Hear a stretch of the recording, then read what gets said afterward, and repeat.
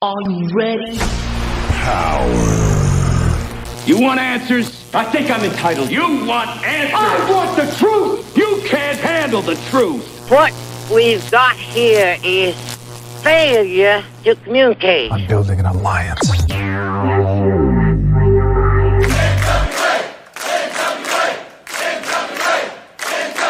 God bless the internet. Okay, let's party. It's showtime. It's time for the Alliance Guys podcast, with your hosts Kevin Frazier, Jaden, DKM, and J. Cal.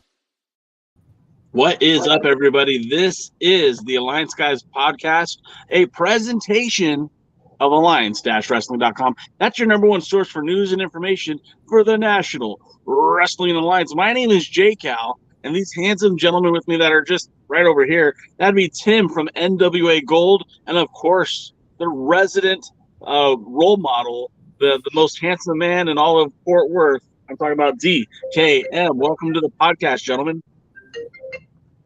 Thank you. Thank you very much. Thanks for having me. Yeah, absolutely. It's time to update your opening, though. Oh, I know. You know, and our pal Dave Scooby actually sent over an audio that's updated and it's ready to use. I just have not had time to update a new video, which is what I've been waiting for. So what's going on, guys? What's going on with this NWA stuff? I've heard some pretty fun things. Heard fun things about the NWA? Yeah. Really? They might have been lying. Well, maybe. Well, I did watch TV this week. I did see the USA and Power. And, of course, I remember the pay-per-view or premium live event, or Jay left us again. He always abandons us. Which, I mean, I can abandon you guys too, but at least, you know, I'm just a poor co-host, not the main man. And so, anyway, unrelated to any of that, people, if you see me looking like I don't know what the hell I'm doing, I have a new camera and microphone set up, and everything's in a different place. Because I normally do this on my phone, but now I got, you know, like the webcam and the, you know, nice microphone and all that good stuff. And quite frankly, I have a studio here. I have YouTube here so I can keep up with the chats. And if I'm looking at the camera like this, I have no idea what's going on around me. So you'll probably see me like this or this a lot. So just be forewarned. Quit making excuses. You're a lot closer. You're very present now. Am I? Is this better? Is this better, guys? So if we haven't scared off the audience yet, we should probably talk a little of this whole NWA thing. What's the NWA? You guys hear about Ric Flair retiring? No. You don't want to get into it? We do not. Sure. We'll get into it next time when he retires again. He's gonna die in the ring. I'm like, look, you might be closer to right than look. Yep. I was at a baseball game last night. I was watching my Angels finally get a victory. I was watching Shohei Ohtani throw like 8 innings with 13 strikeouts. It was a great game. And I'm sitting next to these guys, and they're talking about on the scoreboard, they show Ric Flair wooing and Macho Man going, "Oh yeah!" And these guys that were sitting next to us start talking wrestling, and they're like, "Oh man, Ric Flair was the best." I go, "Do you guys know that he's coming out of retirement to wrestle?" And they said, "Shut up!" I go, "No, he's coming out of retirement to wrestle." And they did not believe me. I literally had to pull it up on the Fight app on my phone and be like, "Yeah, he's still gonna have one more match." And they're like, "But isn't he like 70 something?" Yes, he is. Welcome to the world of professional wrestling. Wow. Well, there's nothing else happening in the world of pro wrestling in the last 2 weeks, right? So. No, I mean, hardly anything. Dave Scooby wants to remind us that Lady Frost was released from Impact. In fact, she actually asked for her release. I don't know if you guys saw that today on Twitter, that she had asked for her release from Impact. And maybe Dave Scooby is suggesting maybe Victor Benjamin and her will return to the NWA. And he also said that he'd love to see her and Lindsay Snow go after the women's tag titles. I'd I'd love to see a tag team go after the women's tag titles. Well, I mean, Ella Envy and Kenzie Page technically were a tag team that went after the titles, so you got your wish. Twice. I think that would be great. What do you guys think about that? Yeah, that'd be phenomenal. I don't have any information, but I didn't get the sense that she loved her time in the NWA, though. No, I didn't either, but I also felt like there was opportunity, and I can't speak for her at all. I don't know what her contract entailed, but a lot of times it's the pursuit of being under contract that is so like mystifying. I'm not going to say which promotion it is. I'm not going to say what wrestler it is, but somebody I know very well had signed a contract with a wrestling promotion, obviously not the WWE, and their guarantee was like $400 a show. And that was like negotiated. Some people get a lot less than that in that particular program. So I don't know what Impact offers. I don't know how much she was paid or not paid, but I'm sure that had a lot to do with it. And I don't really know how she was used there. I mean, I think a lot of us had issue with the way she was used in the NWA, and then I think she won one match, and then was put in some oddball tag teams to challenge for the tag team titles. And she wasn't used well in the NWA, so that would be reason enough to wonder if she'd want to come back or not. But I don't know how she was used in Impact. I know she won some because I would see the occasional results, but yeah, I don't know. I don't know about any of the other promotions, but I know like NXT, a lot of the people who are signed there are barely making a living. And I know AEW, a lot of people that are signed and work dark barely make a living. So if you ain't former WWE top star, chances are you're not doing just real well in the paycheck department. Well, according to what I'm looking at right now on Cage Match, which, you know, we're not sponsored by Cage Match or anything like that, but I really do like that website. She hasn't wrestled a lot for Impact since April. In fact, her last match that was on there was the Multiverse of Madness of matches, WrestleMania weekend. And then it shows that she had a few matches in March, but not many. And again, she had a Reina de Reinas match with Deonna Purrazzo back in February for Impact. But outside of that, not a whole lot of matches. Maybe she just wasn't on TV. Yeah, and you know, I don't watch Impact. Same. I pick up an episode every, you know, maybe once or twice a year just to see if it still sucks or not. And I'll admit that the very last time I watched it, which was right after their champion regained the belt, whose name is escaping me. What's his name, Jay? Moose? Josh Alexander? Yes, Alexander. Tell you what type of day I'm having. Anyway, you know, they've gone from really sucks to just sucks to that wasn't too bad. All right. I can't say I've enjoyed watching any of their episodes in years and years and years, but you know, at least the last one, I didn't sit there and go, "What the hell?" So, I mean, I guess they're improving somewhat, but just, you know, like everybody, Impact has one of the deepest women in the rosters, and so it's hard to get noticed and seen if you're just not in the upper echelon.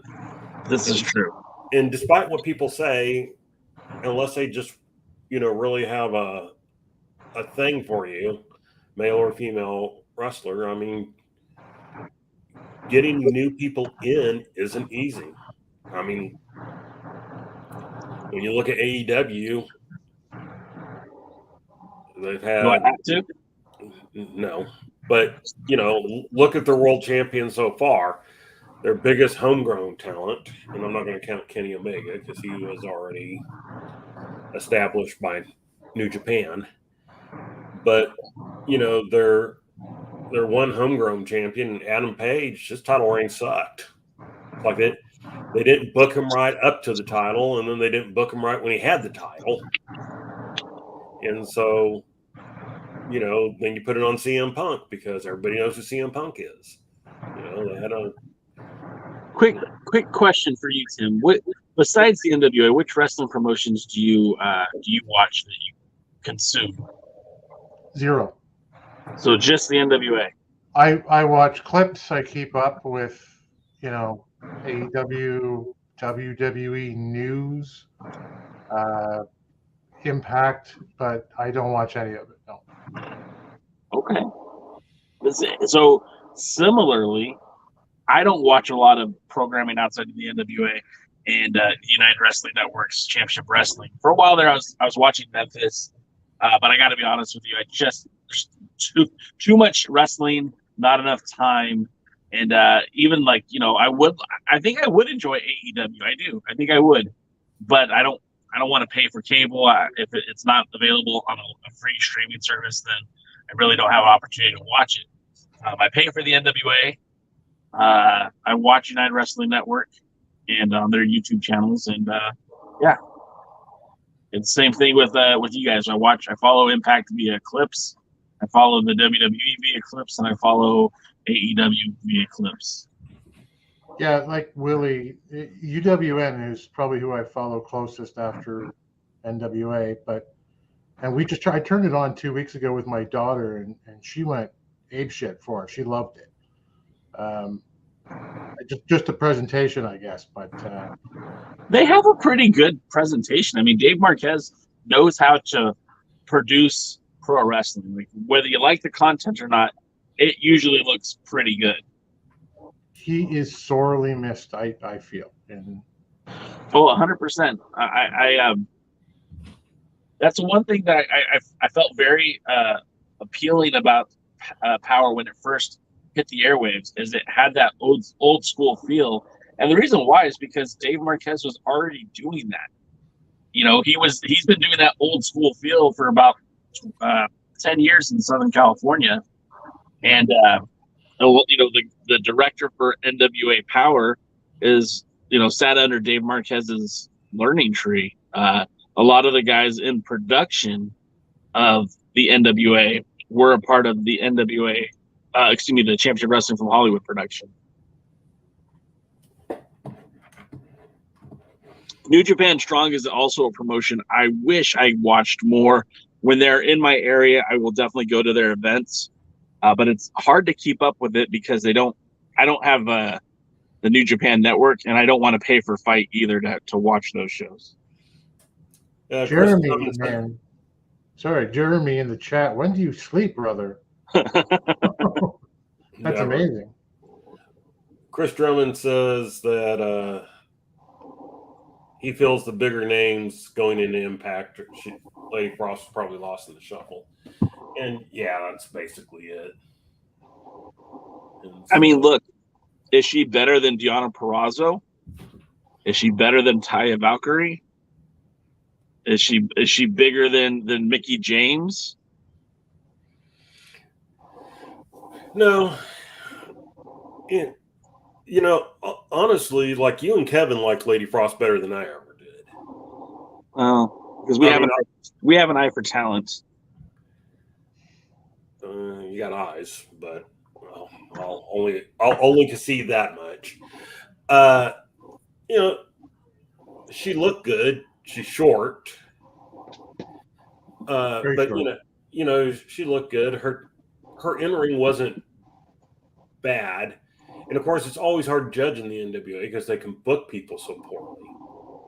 You know, again, people have talked about Pero outside of the NWA versus inside the NWA. Jordan Clearwater outside the NWA versus inside. Kratos, New Japan Strong versus the NWA, of course. Yeah, I mean they're just like totally. It's almost like having totally different wrestlers. You just don't understand. You know, So it was like I was willing not to hold what the NWA was doing with her against her. But then the problem was I didn't know how good she was or wasn't. And while I'll give credit to, looking like an athlete or whatever, you got to show me something. And unfortunately in the NWA, she was just never showing me anything. And of course I don't watch Impact, so I didn't see her there. So I don't know if she's, just how good she is or isn't. This is way more Lady Frost talk than I thought we were going to be doing on today's show. But the thing that I really enjoyed about her is that she brought something different to the table. She is able to do those high-flying, high-risk maneuvers that not a single female in the NWA is able to do.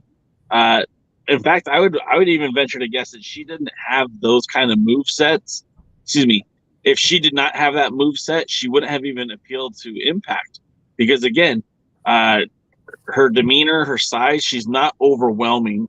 She's not going to draw people in with, her size. Like Camille's right. Camille's like a legit like badass, right? When you look at Camille, I mean, she's got the muscles. She's big. She's, you see it. Lady Frost, to what DKM was saying, she's not the tallest person in the world. She's not overly big, but her moveset, I think, is very exciting. It's something that you don't see a lot of women wrestlers do. And I think that's what the appeal is of her. She's polished in the ring. What she does looks crisp. And she does things that most women aren't doing right now, at least not in these sectors. Like I mean, even in WWE, AEW, I don't see a lot of women that wrestle the way that Lady Frost does. Yeah, and it's like a couple of months ago at most, she did. Did you see that clip where she did that moonsault from the top of the post to the outside? Yeah, it was amazing. You're right. Nobody's doing that but her right now. So that's your Lady Frost update. Frost update. We'll go ahead and end the show here. Thank you, everyone, for tuning in. I think it's relevant in that it speaks beyond her, though. Yeah, that's fair. Hey, so Jay, since we missed last week, I heard a vicious rumor that a couple of Saturdays ago there was an NWA pay-per-view. Was there? I heard the rumor. I mean, I wasn't ready for there to be a pay-per-view, but apparently the NWA was always ready. And so, yeah, we had a pay-per-view, and we didn't really get to cover it here on the podcast because we weren't. We took a knee last week, and I mean, specifically at that pay-per-view, we crowned a new world's heavyweight champion. We crowned new women's tag team champions. And I don't know how I feel about any of these. We'll talk about that in a minute. But first and foremost, let's break down just the results. We're not going to do a recap. We're just going to give you the results. Trevor Murdoch defeated Aaron Stevens in what is Aaron Stevens' swan song. Pretty Empowered, Ella Envy and Kenzie Page defeated the Hex to become the new women's tag team champions. Homicide had another successful title defense, this time against PJ Hawks. And then Colby Carino cashed in his opportunity to wrestle for any title. He chose the junior heavyweight title. He was defeated by Homicide. That was that cash-in that they had earned at the championship series almost a year ago. Natalia Markova defeated Taya Valkyrie with a little bit of help from Taryn Terrell. Jack Stane, now this is a big one, I feel. Jack Stane retained that national championship against Chris Adonis, a former champion in his own right. Tom Latimer defeats Scion, and I'm sure a very exciting match. I'm sure everybody loved that one. Tyrus defeated Mims to retain his television championship. Although he says he has 7 victories as champion, this is technically number 6. He needs to win one more title match. La Rebellion was defeated by the Commonwealth Connection. We have new World Tag Team Champions. And, of course, Camille defeated Kylan King. If you guys were watching Power this week, you got to see the end of that match. And, of course, Trevor Murdoch defeats Nick Aldous, Sam Shaw, and Tom Latimer in a 4-way match for the vacant 10 pounds of gold when Matt Cardona was not medically cleared to wrestle, nor was he allowed to participate in the match. So we have a new world champion, new tag team champions, both on the men and women's side of the show. Overall, I mean, I've always said this, that I feel like the NWA pay-per-views, for the most part, have delivered. You're going to get some good matches, and sometimes the storylines don't always line up, but I feel like the matches themselves are pretty good. I feel like this is the case here. DK, what did you think about Alwayz Ready as a pay-per-view? Well, I thought the women's world title match between Camille and Killian King was the show stealer. Thought that was the best match on the show. And I almost wish the pay-per-view had ended at that point. Honestly, our friend Luthez agrees. Honestly, I was not a big fan of the tag team title match, the men's. It just left me, I don't know, underwhelmed, I guess is the right word. Their match at Crockett Cup was better. What were your... Oh, sorry. Continue. I was going to say, just out of curiosity, do they ever hit that one finisher right where the one's coming off the ropes and the other one has his knees up? Because I swear the last 10 times they've done that on NWA TV, they have blown that every single time. And so it's like they need to stop using that. And then a couple more quick thoughts. I figured out the women's tag team title was going to change hands when they kept talking about being in the hometown of Kenzie Page, and sometimes of the tag team as a whole, but certainly of Kenzie Page. And I was glad that Colby Carino cashed in his thing and lost, because I hate cash-ins.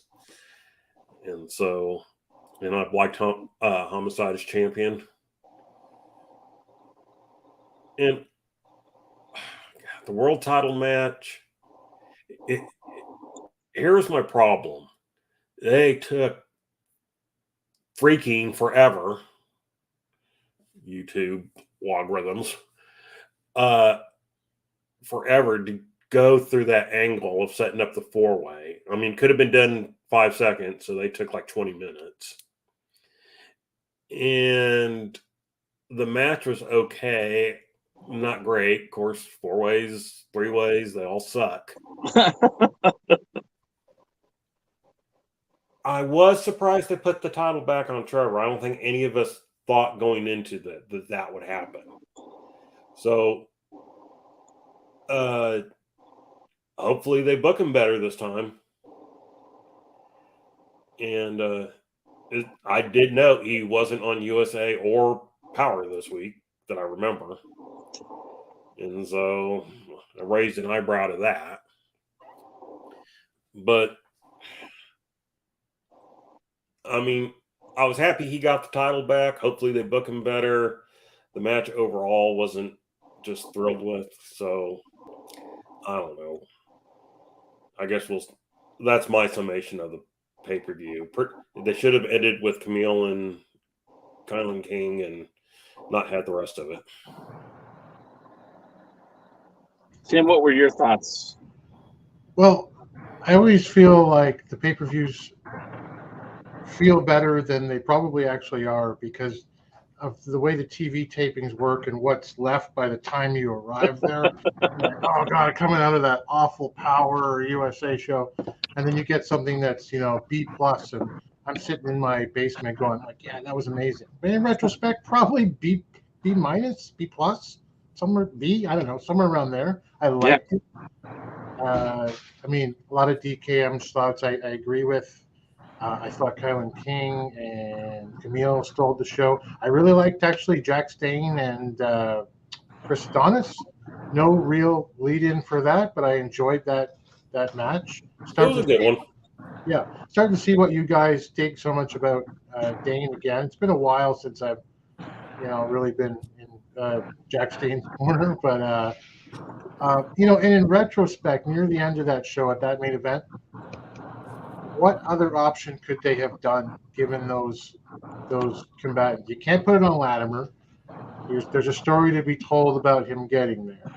You certainly aren't going to put it on the Hatchet. Although I thought his involvement was a bit odd, given how short a time he had been there again. So it was either Aldous, which, we talk about Aldous seemingly every time we're on the show, but we like Aldous. We're just not ready for Aldous to be champion again. So I guess it was Murdoch, and we're just hoping everything goes well for Trevor. I agree with a lot of what you just said and what DK just said. I think the thing to me, for me, my biggest complaint is there was far too lacking of the Pope for this pay-per-view. If you knew 2 weeks ago Matt Cardona wasn't cleared to wrestle, that's when you should have been on the phone saying, okay, Pope, we need you in Knoxville for this pay-per-view because we're going to do something different. I really do feel like Trevor Murdoch was the right choice. But like Sam Shaw, to me, I don't believe he should have been in that matchup at all. Considering he's been on a break from the NWA for almost 2 years, 3 years. It doesn't make sense. And you hear the talent continue to say things like, oh, people just show up and get title shots. And there's nothing that the NWA has done to make us feel differently about that. Trevor Murdoch's champion. You got Mike Knox come out. What does he do to get a title shot? He just sneak attacks Trevor Murdoch. He loses 2 times to Murdoch, and then Matt Cardona gets a shot. And what does he do? He sneak attacks Trevor Murdoch. Shows up and does a sneak attack on him. What are they doing to dispel that?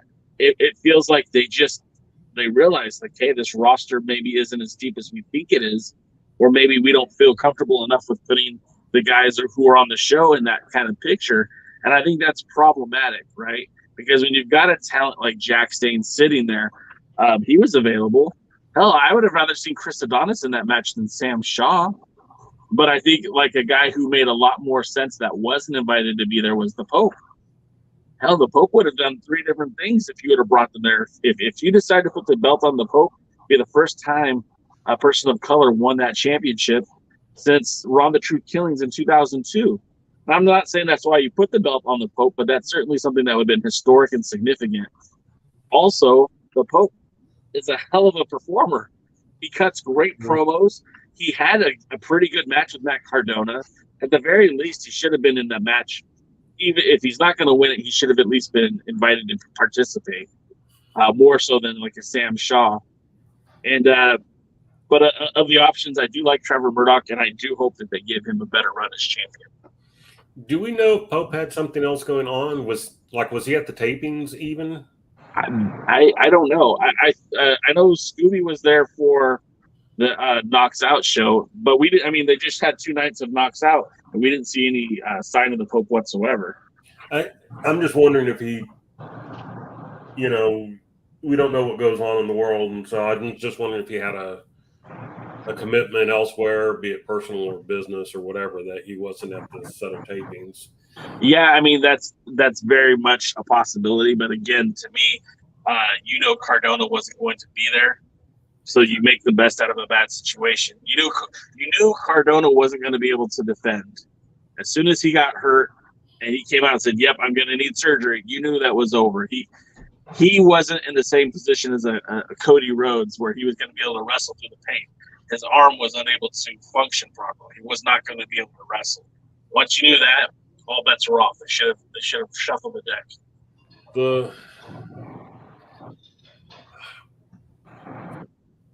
I wasn't thrilled that Sam Shaw was in it. I wasn't as opposed to it as I normally am some of these things. And here's my reasoning for that. One, I knew he wasn't going to win. Yeah. Which sometimes with these new people. And 2, unlike Mike Knox, Sam Shaw actually has some name value now coming off his TNA run. WWE run. Oh, yes, excuse me. Next, NXT. And so he was being used pretty widely there and all. And so, he had a little bit of name value, certainly more than Knox did. And he has history with the NWA, too. I mean, we can't sleep on that. And, I wouldn't have wanted it to be like Aldous versus Shaw or even Murdoch versus Shaw. I wouldn't have wanted that. I was okay for. That was okay for what it was. I did wonder at one point if maybe Murdoch was always supposed to be involved. If only Murdoch was what? Always supposed to be involved in the title picture. I don't know. When he came to cash in his rematch, of course, you don't cash in a rematch clause, but just when he came up and did it and stuff like that, and then he ended up taking the title. I almost wondered. I wonder if he was always meant to be involved, because he had Jake banded us again, because he always had a title rematch that they had to do something with. I'm not necessarily saying that he would have been the winner, but I just kind of wonder if maybe with his new attitude, if he wouldn't have gone in and done something. Just fan booking there.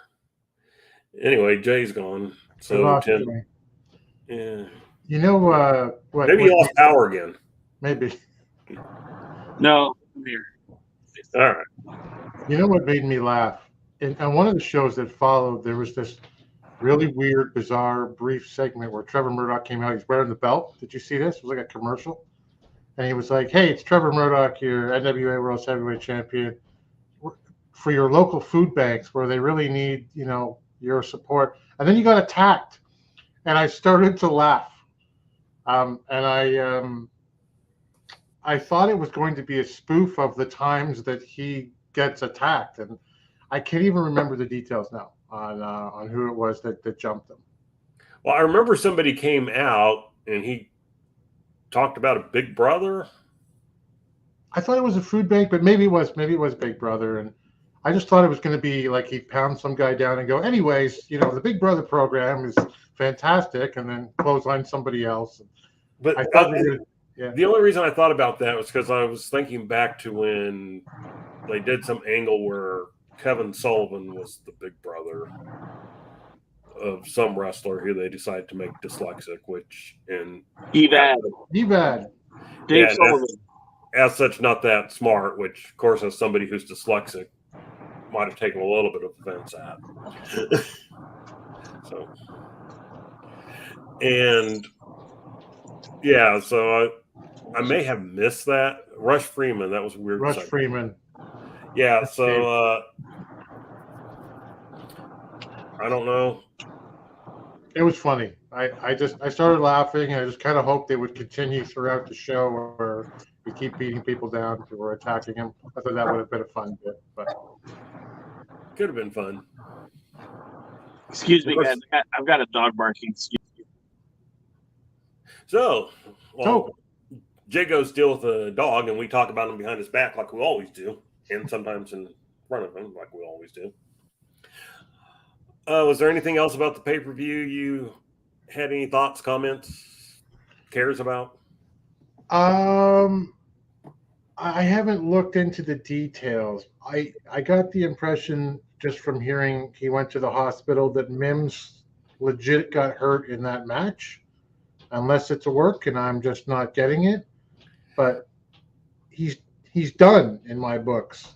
Like this was the opportunity to elevate your homegrown guy, and it should have happened right here and now, and it didn't. And for me, it was stick a fork in him. If he wasn't legit hurt, then I have no interest in him any longer. I heard he may have an injury, but what I heard was very vague. Like, not necessarily an arm injury like they were selling, but that he might be out with an injury or whatever. Right. Did that influence the outcome of the match? I don't know. Probably not. Tyrus to Billy is Jade Cargill to Tony Khan, AEW. They love him. They're going to keep whatever title they currently have on them, and probably forever, because they just think it's the best thing. Well, I don't know. I'm seeing John Farmer says Mims is legit hurt, so that's too bad. But I think they're going to do something with Tyrus now, and either the Lucky Seven or not the Lucky Seven, because you guys might remember in Trevor's first reign, Tyrus was champion. He made some comment about, Trevor and I are cousins. Yeah, he did that again on this last Power. Yeah, that's right. So and he said something weird. I'm sure we'll get into it with SCJ's back now, but we'll get into it about whether what he's going to turn in that title or whether or not he gets a shot at. I think they're going to put him up against Trevor. Like Tyrus's real last name is Murdoch. Murdoch's real last name is not Murdoch, but anyway. So I think they're gonna put him into the world title picture for a little bit. That makes me sad. It should make you sad. It does make me sad. Yeah, he's just awful. Like the thing I keep put him on the mic, man. We say that all the time. Put him on the mic. I'm golden. I think he's great. The thing I keep hearing about him is that the boys love him. That everyone behind the scenes love him, and I get it. He seems like a very personable guy. And politics aside, I don't care what your politics are. Let's leave that out of the equation.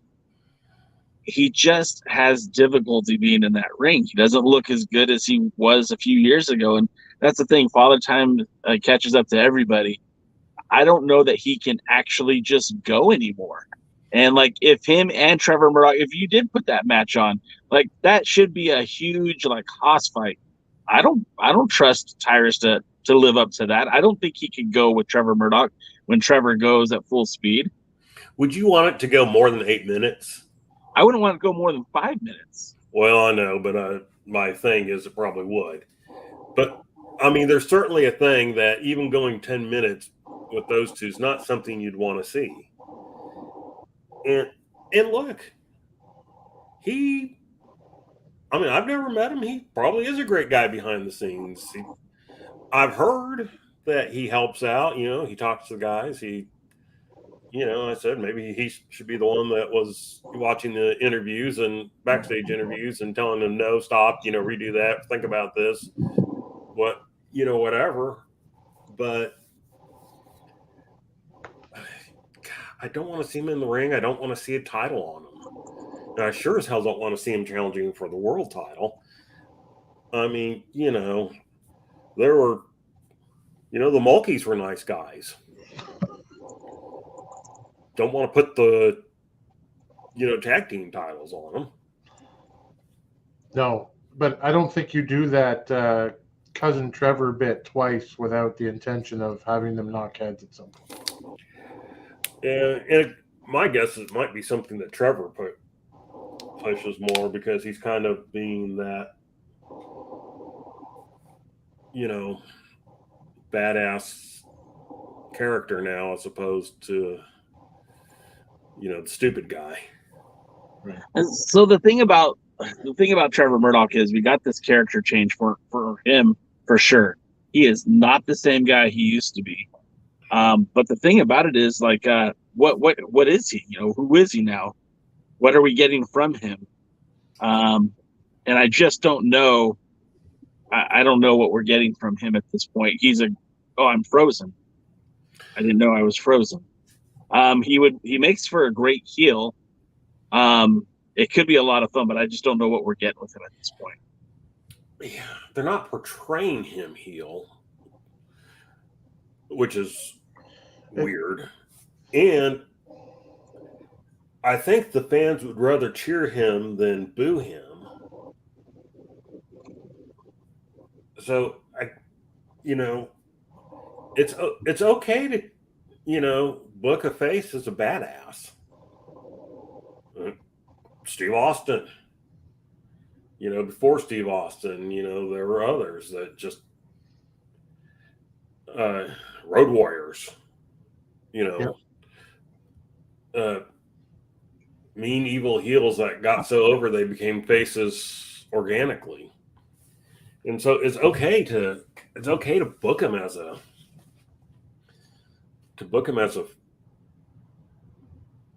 face and a badass, but then book him as a face and a badass.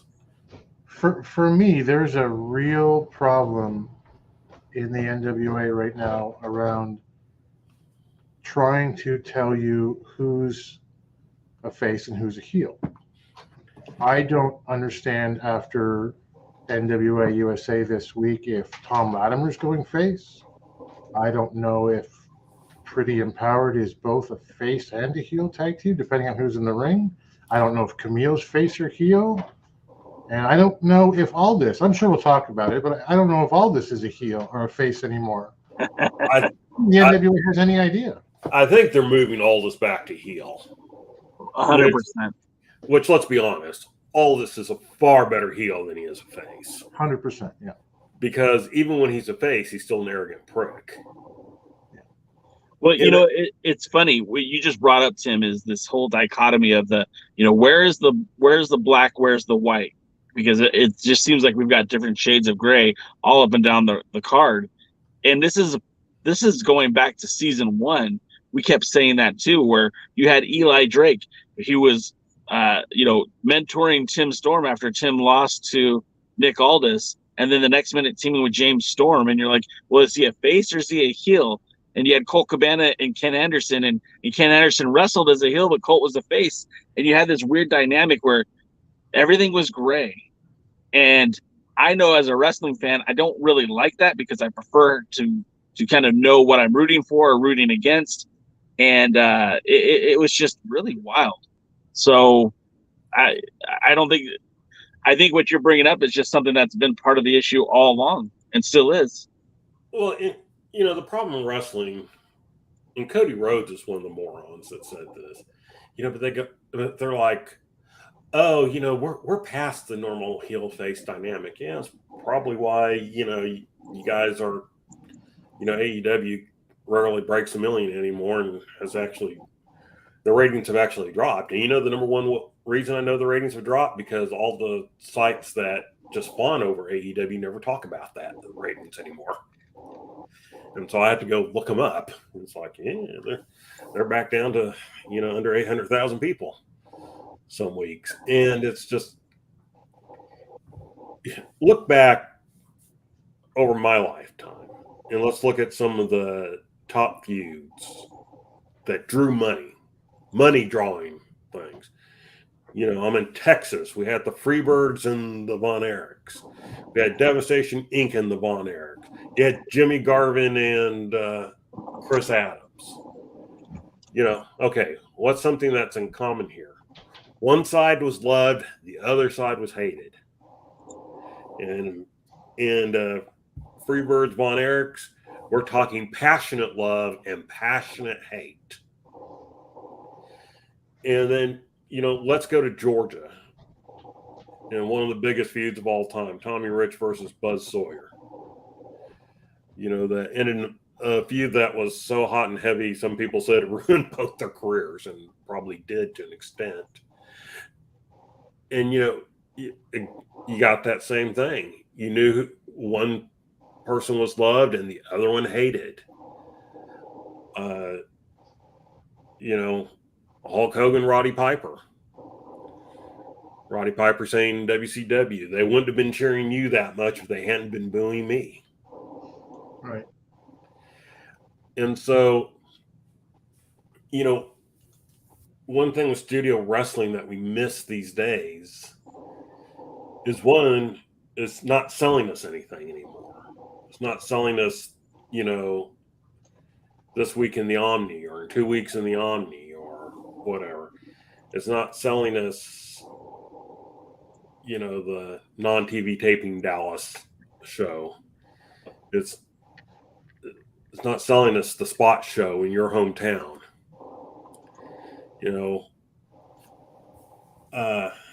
Tuesday night at the Gardens or whatever. So that's one thing it's lacking. It's not selling us anything anymore. And Billy Corgan loves heel versus heel matches, which are the absolute worst because I don't want to cheer for anybody and I'm not invested emotionally at all in the match. And so unless it just becomes a really good match, you know, what do I care about it? And so it's a weakness in the studio shows that we are missing anything to pull us in if they're not selling us something and they're not making it very clear who I should love and who I should hate. Right. You know, Jim Ross put it best. Wrestling's not that complicated. Give me someone to cheer, someone to boo, and a reason that they're fighting. 100%. You know, there's studio wrestling like you and I remember, and then there's wrestling in a studio. And you know, for me, what I remember when I look back at that era, as an example, is if you had Ricky Morton walk into the studio, the screams that were coming from that place, that little studio, were almost deafening.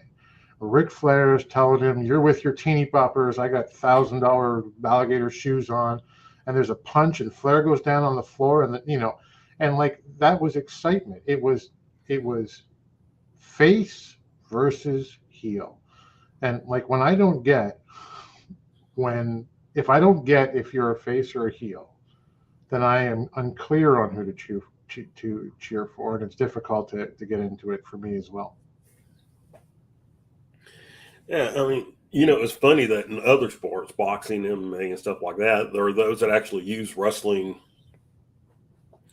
heelish tactics or face tactics to help promote themselves. And so, I don't know. I just don't know. Yeah. Oh, look, Jay's back. Sorry, guys. Just some stuff going on in the house. Everything's cool. I just have to step away a few times. Well, sell them. What's that? Sell them. You can't sell children. That's against the law. Yes, you can. Not legally, but you can. Put them outside with the dogs. It's 100 degrees outside. I don't even want the dogs outside. You whine about everything. I know, right? Everything's got to be legal. Everything's got to be helpful. All right. Well, Tim and I have stretched it as far as either one of us can. So, all right. So, this goes on you, Jay. All right. Well, let's. Okay. So we talk about the new women tag team champions. How do we feel about Ella Envy and Kenzie Page being women tag team champions? Well, I find it weird because now we're going to go back to what we're talking about, which is that you got a tag team where one member's a heel and one member's a face. 100%. You are right on the money with that. And it's weird because I'm still here. Kenzie Page is a baby face on TVs and a heel on pay-per-views, because when she was teaming with Ella Envy at the Crockett Cup, she was very much a heel. And then it was like they get back to TV and she's like, "Oh no, I'm a face. Don't get it twisted. I'm still a baby face."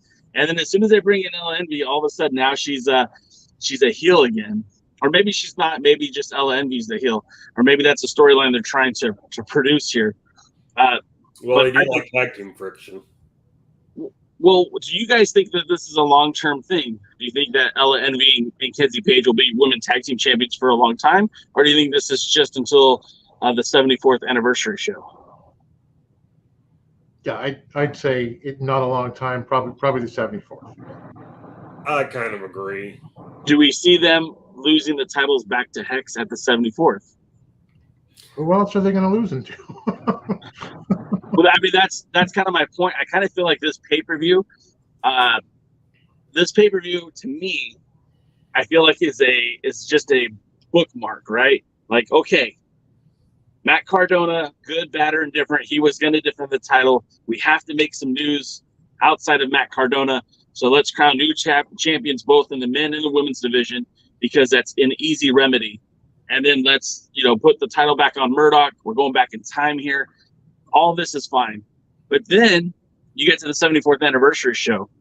Are they already building up to Aldous versus Murdoch? Are we going to get, rematch from last year? Are we going to get Ella Envy and Kenzie Page versus Marty Bell and Allison Kay? Are we going to get Commonwealth Connection versus Lauder Bellion? I feel like that's what they're building towards. I could be wrong, but I feel like that's what's going to happen. I don't know who my guess is that MB and Page will lose titles. If I was doing it, I'd put it back on the Hex if the Hex want the titles, simply because I obviously have no real plans with them, and they at least go travel, around the world as a tag team. So might as well put titles on them as opposed to anybody else. Now, if they develop a good tag team and can tell a good story between now and the next pay-per-view, then I'm willing to reconsider and look at other options. Still probably change titles, but I look at other options. I sure as hell don't want Murdoch and Aldous again. I want Aldous out of the world title picture. I mean, the first time he was out of the world title picture, it was because he, by his own admission, was taking himself out of the world title picture. And so, it's not a rematch I want to see. I've seen the match enough times. I don't want Aldous to win the title back yet. I'm not against him winning the title back. I'm not against him being the person that beats Murdoch to win the title back. Just not right now.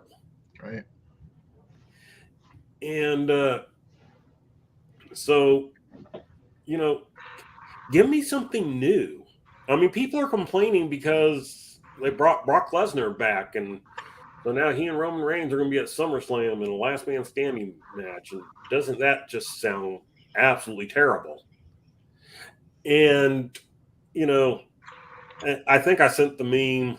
I don't know if you have it, Jay. I think I sent it in our message thing that has SummerSlam 2050, and it has an old Roman Reigns and an old Brock Lesnar. Yeah. As the main event. And I kind of feel like the NWA's version of Lesnar versus Reigns is Aldous versus Murdoch. Hello, I've seen it enough for now. You guys aren't touring. You're not going to a different town every week where you can put them in the main event all the time but entertain new groups of fans. We've all seen it. We're all tired of it. Hey, you out there in Chatland, who I've actually been ignoring because I've been watching my other screen. Do you guys want to see Aldous versus Murdoch 27.5? Or is it 27.25, I guess? Technically, I think it's number 3. But number what? Number 3. It's not 3 because he won it on his third thing.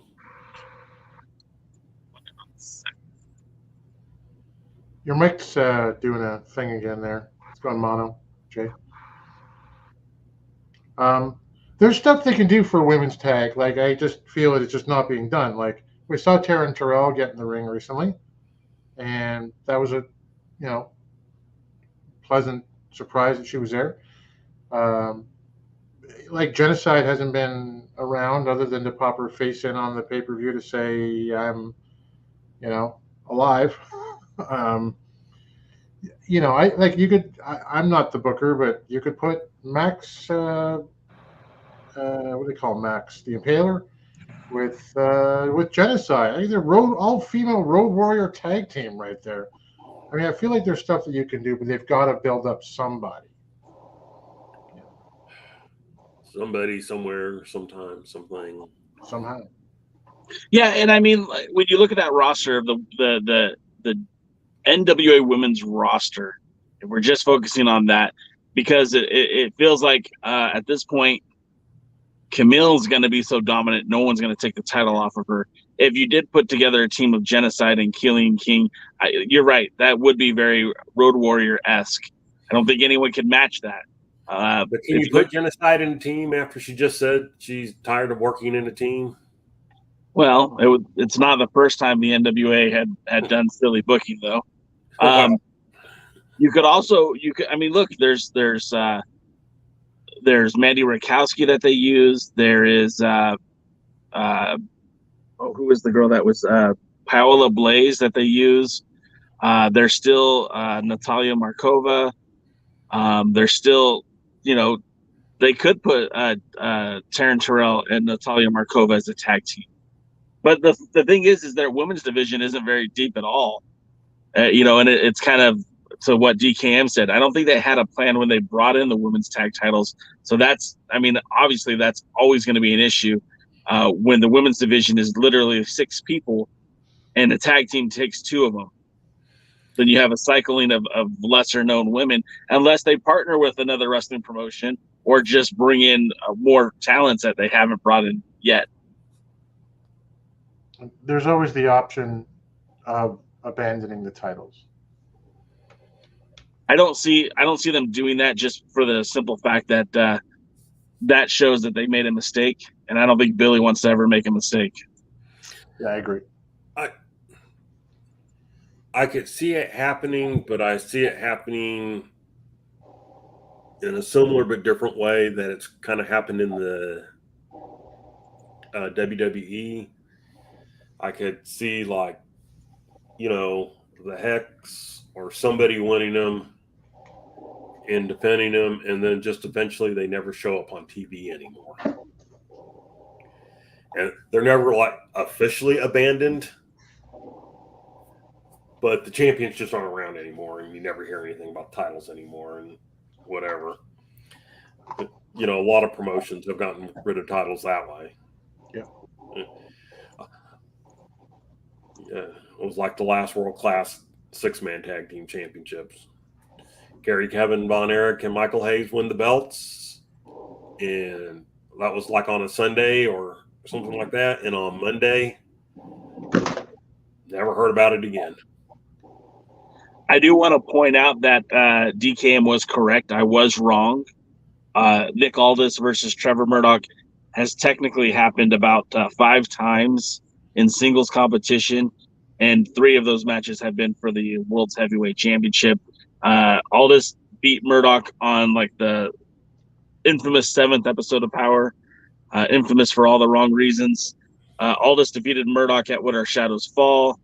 Aldous defeated Murdoch at the Gathering in Charlotte, North Carolina, and then of course the 74th anniversary show. That's where the title changed hands, and then they've been in the ring a couple other times too. But those were the only 3 matches that have taken place. Of course, I was right and you were wrong. What I'm showing you is humility, DKM. That I do admit that J-Cal, not DKM, but J-Cal was incorrect in his assumption that it had only happened twice before. And what I'm showing you is arrogance. Son of a. Anyways, all right. So, and then the males tag team, I think it's the same thing. I think La Rebellion had been tag team champions for so long that there wasn't a whole lot more for them to do. And you've got access to Doug Williams, you got access to Harry Smith. Why not do something with them while they're on the roster, while you have availability?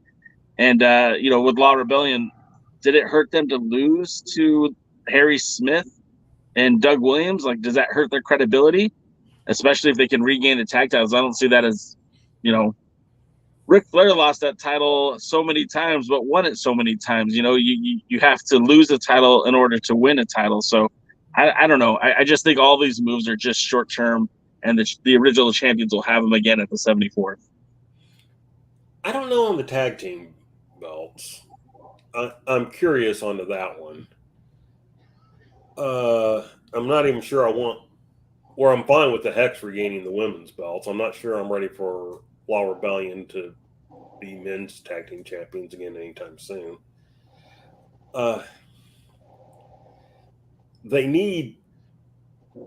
The NWA needs a freshness and a shakeup to it that we're not getting in the correct ways.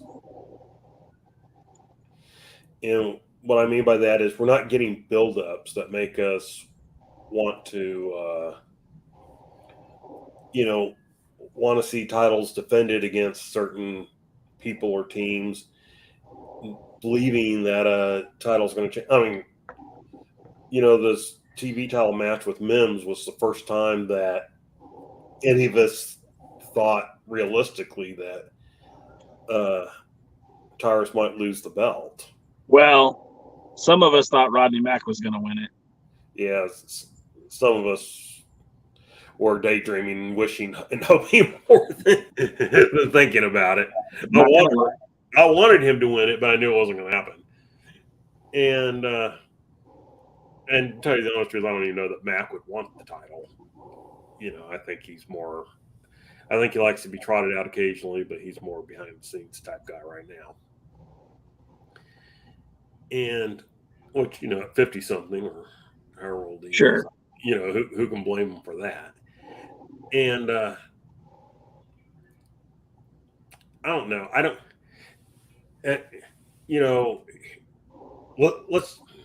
Let's look at all the champions real quick, and who's like the only who are the realistic contenders for him. So you look at the world title, it's Murdoch. Well, who's a realistic contender for him right now besides Aldous? In the NWA currently, I think the only realistic is not a good term to use because realistically everyone's a good contender, but because plausibly then. Well, for me, okay, so like if tomorrow they announce Elijah Burke the Pope versus Trevor Murdoch, would anyone here bat an eye? But are they gonna do it? Probably not. But would it make sense? I'd bat an eye because I'd be shocked that they would put that match together. But that match actually makes more sense than a lot of the other things that they do, considering that. Which is why I would be surprised. Right. You can make the case of the national champion challenging for the world title, but again, that's a heel versus heel. And again, like that creates another problem that they'd have to fix later anyways with Jax. Chris Adonis just lost, so I don't see him challenging for the world title. Tom Latimer, I don't think has the body count to challenge for the world title. Nick Aldis, is always going to be in the mix whether we want him to or not. Tyrus, again, he hasn't hit 7, and I don't think he has the body count either to make an actual claim for the world title. So, like, when we're looking at the show, the only real name that makes sense, I think, is the Pope. Currently, because Matt Cardona can't do it, and I don't think either either member of the Cardona family would make sense. Not even Brian Myers. Nobody makes sense, which is kind of my point.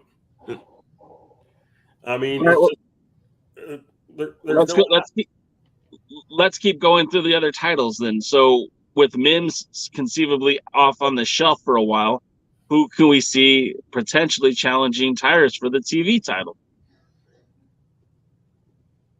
As a serious contender, nobody really.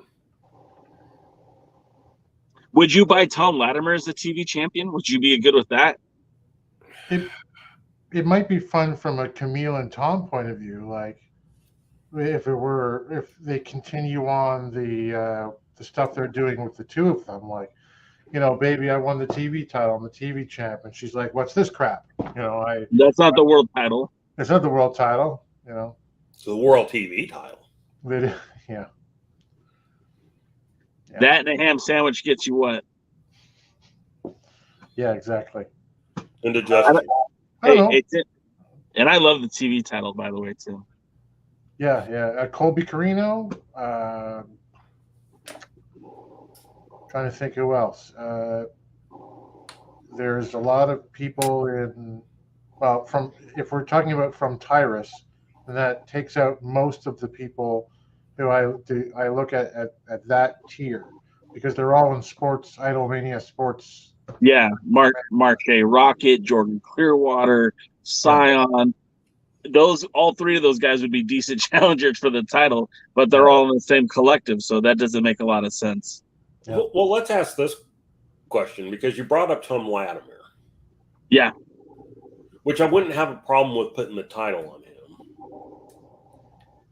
But does putting the TV title on him build him or lower him? Because the TV title is not necessarily considered the hottest property, but you can also see where somebody like Pope made it a hot property. So if you put it on Tom Latimer and do the idea of building him, maybe he becomes the first one to get the 7 title defenses and cash in the title. title shot. Yeah. Yeah, yeah. It was not lost on me that Nick Aldous wore his strictly business tights on when he fought Brent Boucher.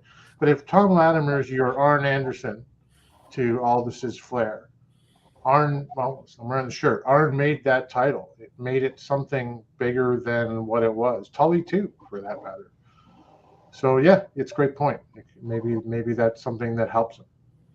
The TV title, DK, you said it wasn't a hot property, but it kind of was, right?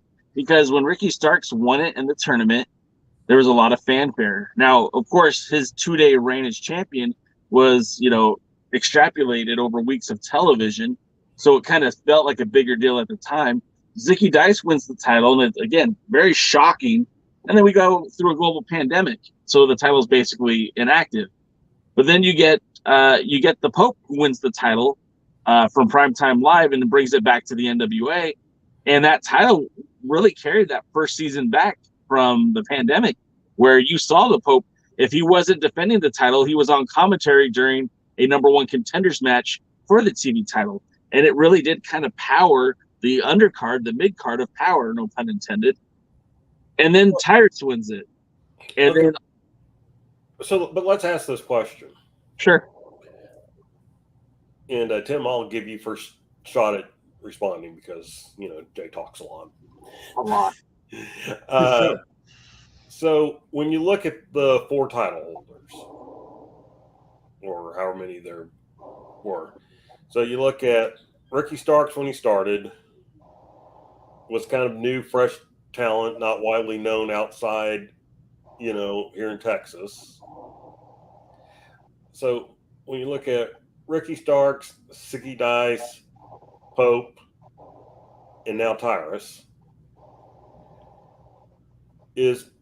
would you have considered any of them, with the exception of Pope, a world title challenger? No. Calculate on that. Well, but that's what the TV title I always thought was about. Starks won it, and it seemed like a couple of weeks later, it's Zicky Dice now. And I thought, boom, they've got this title rolling, and that's what we're going to be seeing every few weeks. We're going to see, and then someone will do a workhorse run where they'll defend 7 times, and then, they're going to lose it on the 7th, And that's what I thought it was going to be. That's what the World Junior has become right now under Homicide. Yep. He defends it all the time, and, he's beaten Carino after he beats what's his name at the PJ Hawk. PJ Hawk. PJ Hawk would be a good TV champion, or Luke for that matter. But anyway, that's what I thought it was going to be. And that's what I look at the TV title should be for the guy, the workhorse of your company.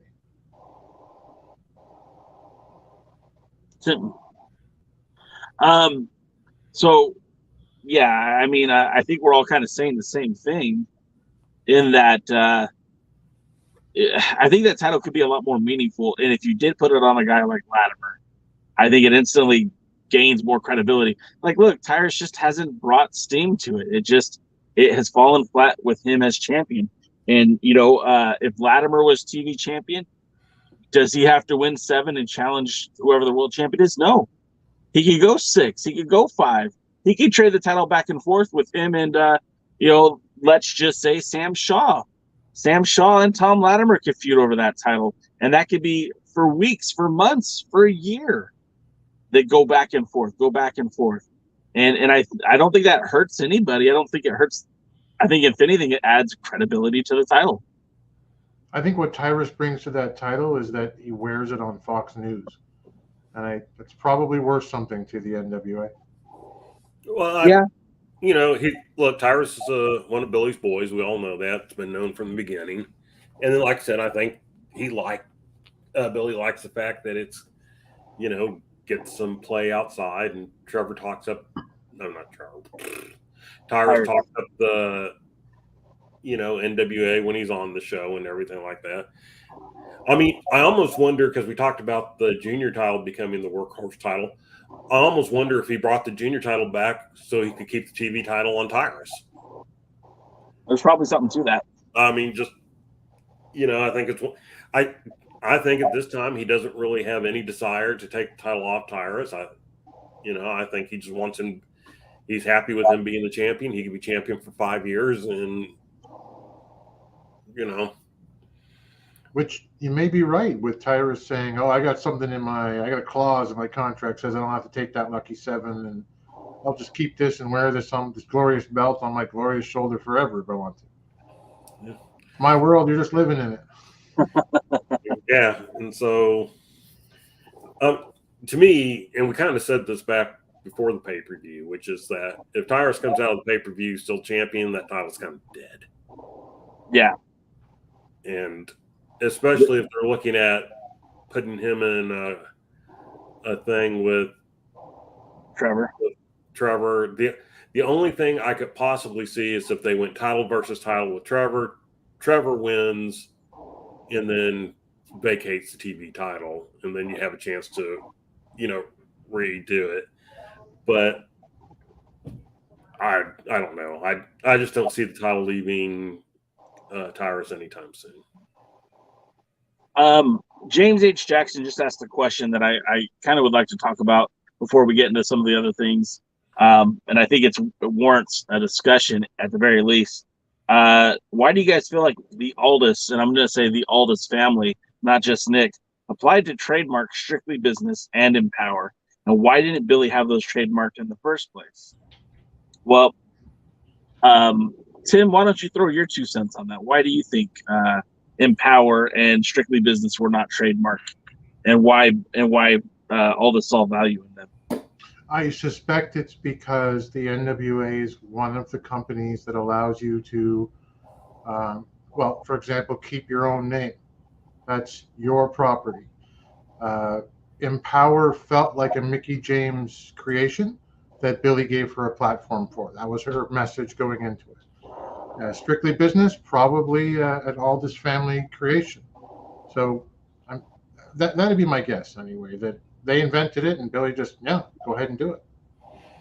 Serious question. Do any of us know when Nick's contract is up? Their contracts, I believe, are year to year and expire at the end of the year. So, like when Aldous re-signed, it was back in late December when he re-signed. Because I'm almost wondering if it could also be a negotiating ploy. I mean, Strictly Business, I don't think Corgan cares one way or the other whether he would have that. And Power with the multiple R's, certainly something that would be tied with the NWA. So I just, in his current incarnation of the NWA. So I almost wonder if it'd be a negotiating ploy or something like that. The other thing I found very interesting is that they're advertising the 74th as a 2-night event. A lot of people early on were assuming it would be like another Empower show and anniversary show. But the way they're advertising it right now is it's just going to be 2 nights of the 74th, kind of like there were 2 nights of the Crockett Cup. That's right. Which, by the way, I hate 2-night pay-per-views. And it'll be interesting to see what they do here and how they handle it. By the way, I hate 2-night WrestleManias too. So, I mean, I'm across the board on that. Well, and I think the reason I think the reason why they went after the name Empower is because Billy wasn't going to pursue an all-women's pay-per-view again. And if you go back 1 year ago, right, it was very much an opening of the forbidden door when you had talents from Impact, AEW, and the National Wrestling Alliance, and a lot of free agents who appeared on that card as well. And, if you believe the dirt sheets, Tony Khan was never really happy with the way that the NWA thanked him for using the talent. And there seemed to create a lot of unnecessary drama between AEW and the National Wrestling Alliance. And maybe I can't speak for Billy, but maybe he just said, that's a headache I don't want to deal with anymore. And, I hate to say it like this, but WWE, kind of said it. Other people kind of said it. I don't know if it works as well the second time. Yeah. You know, a lot of people like to be involved in the first, and that's part of how you get some of your crossovers. Of course, you know, Tony Khan's an arrogant prick, but no. But yeah, it was kind of like the first Crockett Cup, the very first Crockett Cup. You know, it was UWF and NWA, and they were working together, and you know, they were both supplying teams and stuff like that. Well, then, you know, of course, the next year it's NWA by itself trying to, trying to put teams together. And by the third year, they could barely put enough teams together to do it. And it was probably a good thing that Crockett sold out at that point, because I don't want to know what would happen in the fourth year. They may not have even done it at that point. And so I don't know. So do we want to talk about the show since it's already 8:17? Yeah, I think that's a good idea. That'd be NWA USA, right? From the 18th? NWA USA, yes. Yep. Velvet back on commentary, so I know you're excited. Sorry.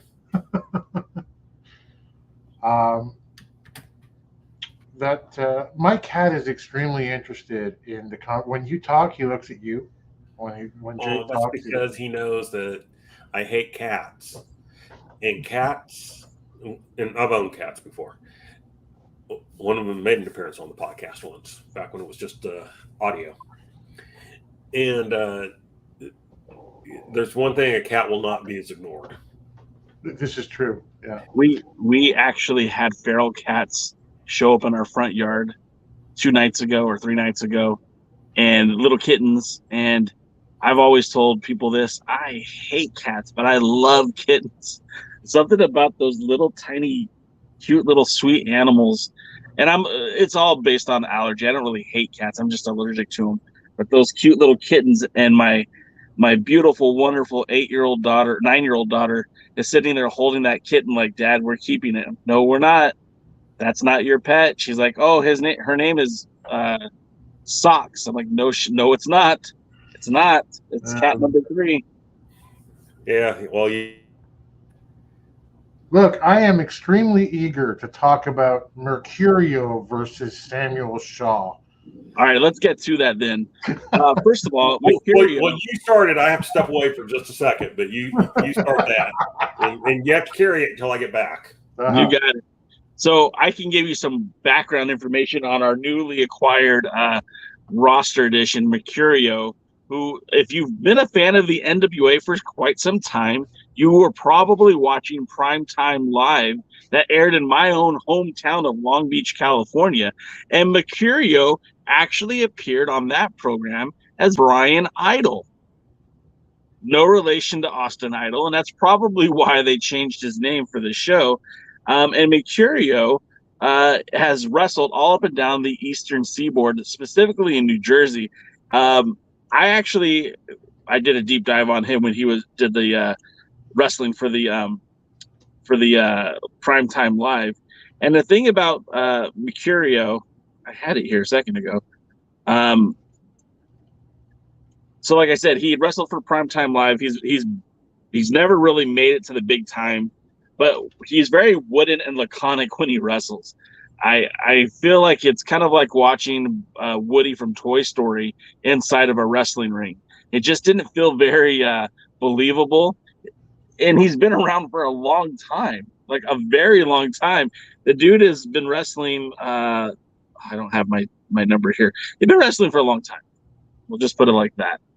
And I feel like, he's worked for promotions like FIP, Dragon Gate USA.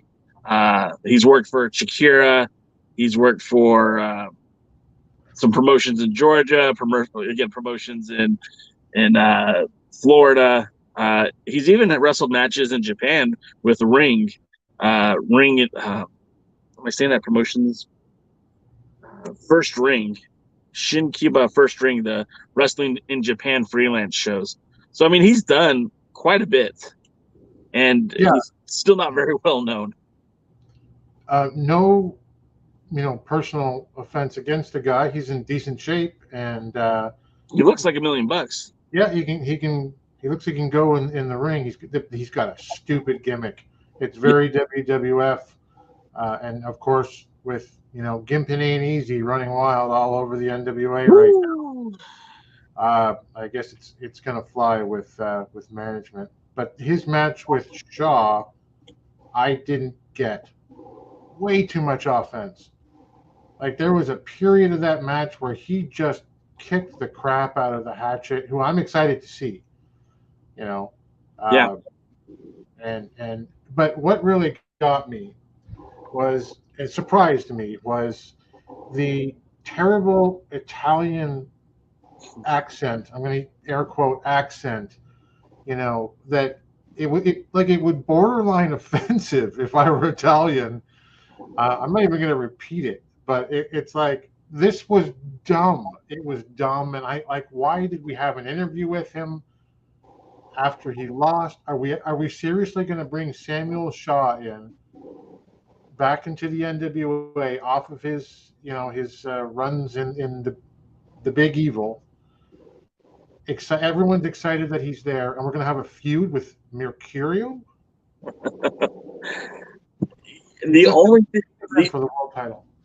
The only thing that I can think of with all of this is they're trying to restock the farm, right?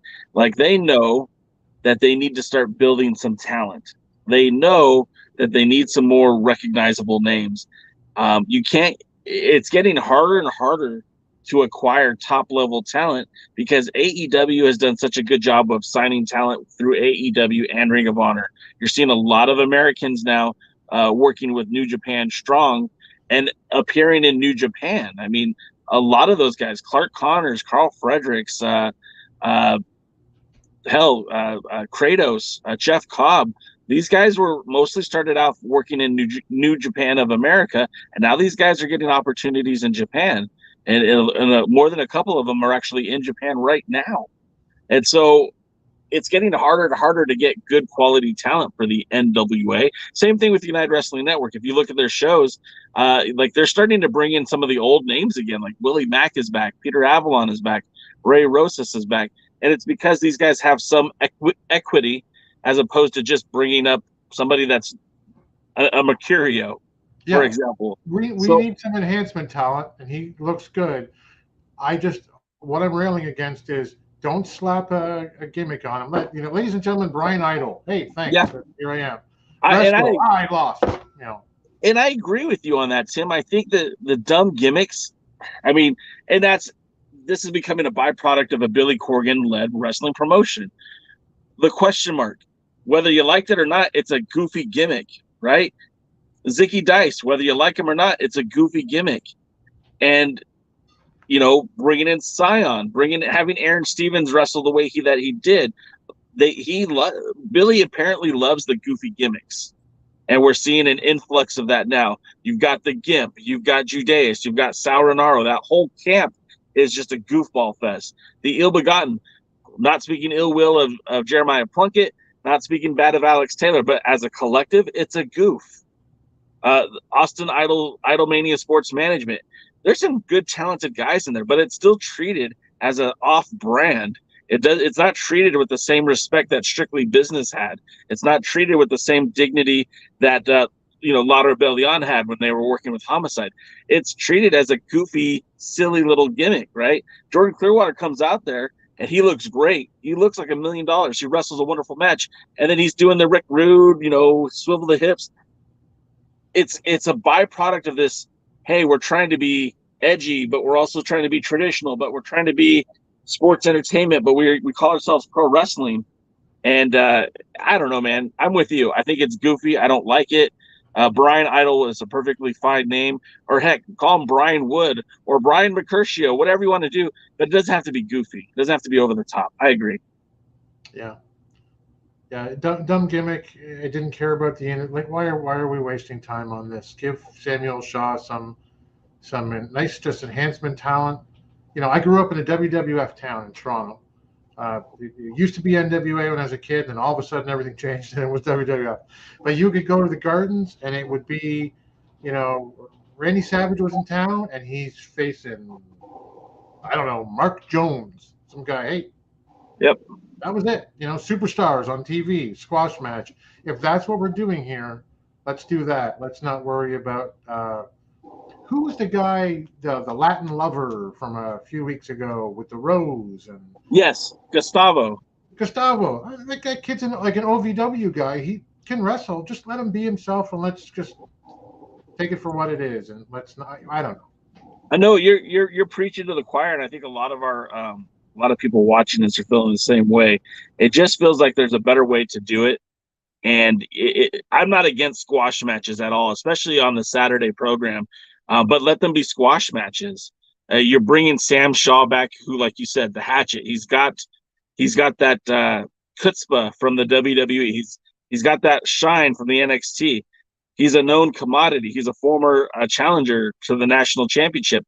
Put him in there and have him beat the crap out of somebody and challenge Jax Dane. If that's what we're going to do, hey, Jax, I'm coming for you, pal. And at least you're building towards something.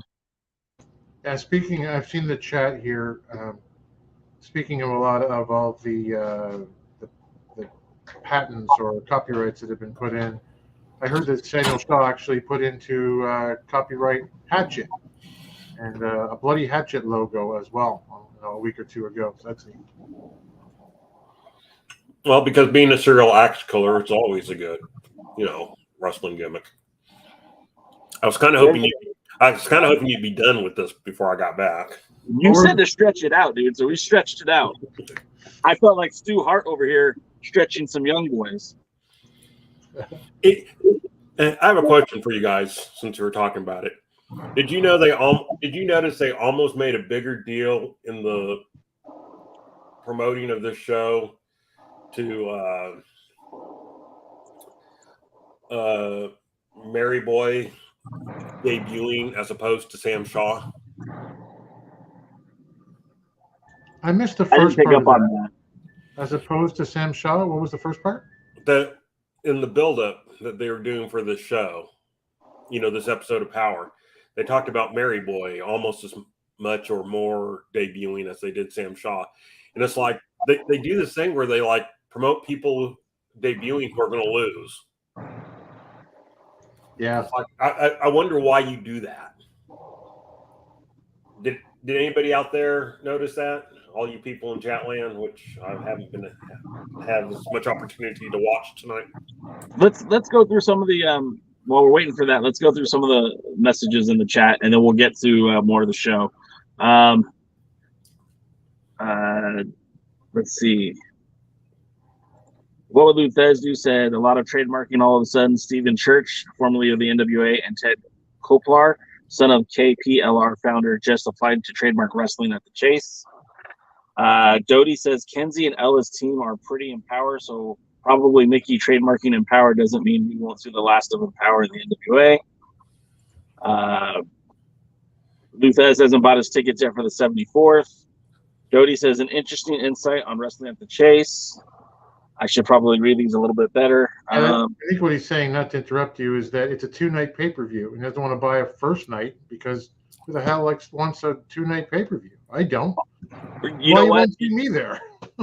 and you bring that up. So Buyer's Remorse Crockett Cup night number 1 was not what I was hoping for when I bought my tickets. And I was actually kind of disappointed that it was treated only as a tag team tournament. And I felt like it could have very easily had its own main event for night 1. I think that would have been the night you could have done like a women's title match or the national title match. They could have done something to give you a real main event that wouldn't impact, no pun intended, the next night's main event. You should have had the world title being defended on night 1 and the Crockett Cup finals being the main event for night number 2. And when they didn't do that, I felt like that it was lacking.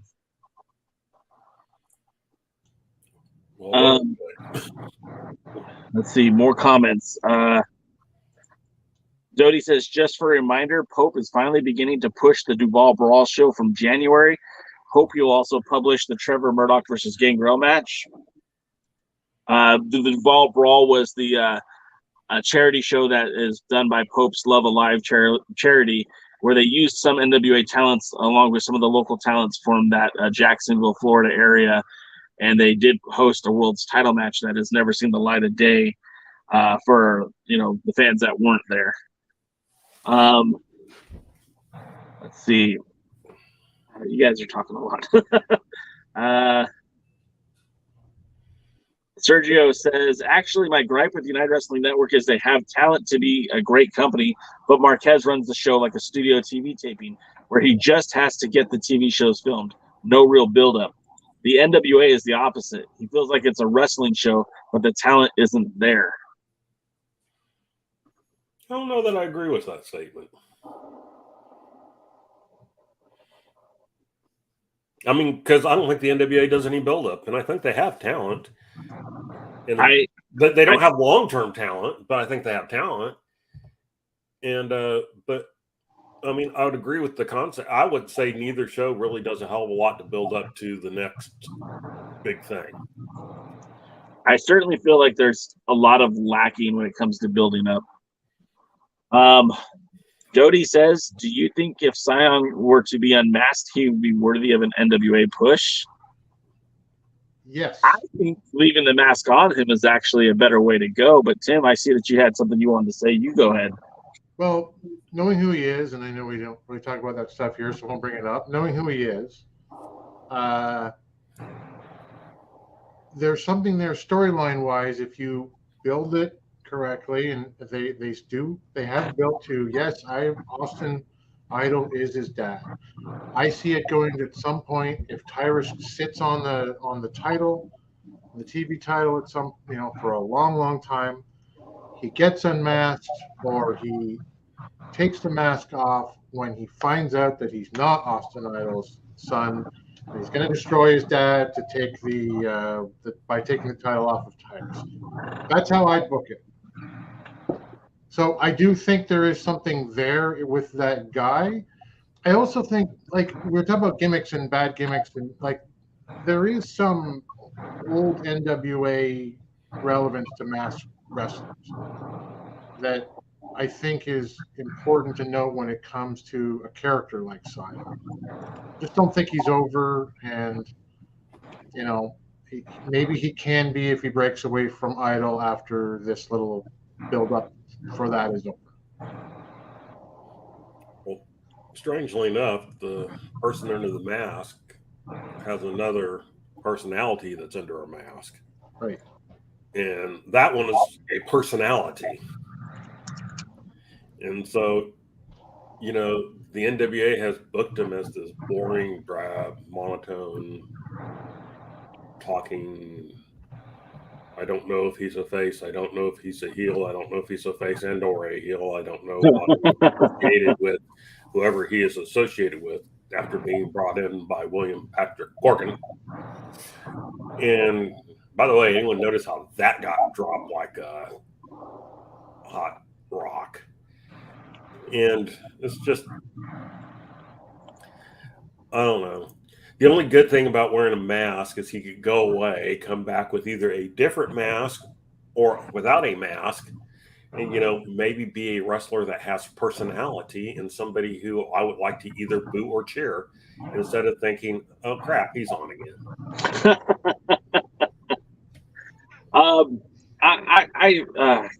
I think Scion is worth.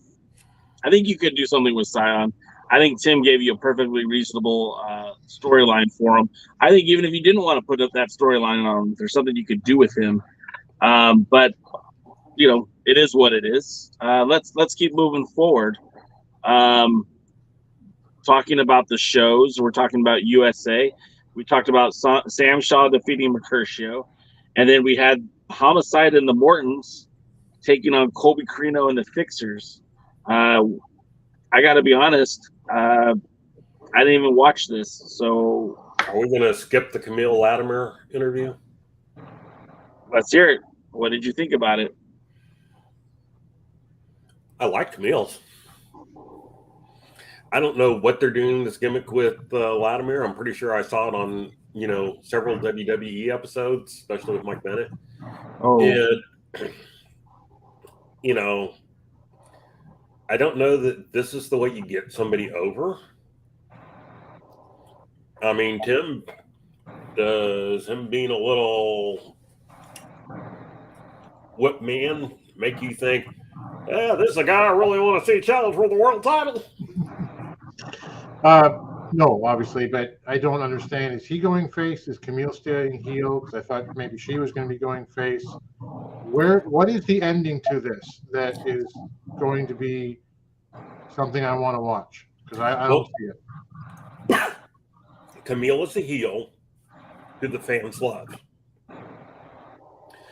And so she's a face by the fans because they love her. She's a heel by personality. Latimer, as long as he talks well about Camille, is over with the fans. Except for the fact that they're portraying him as a word that we can no longer say since Jay's become monetized. And I appreciate that. Thank you.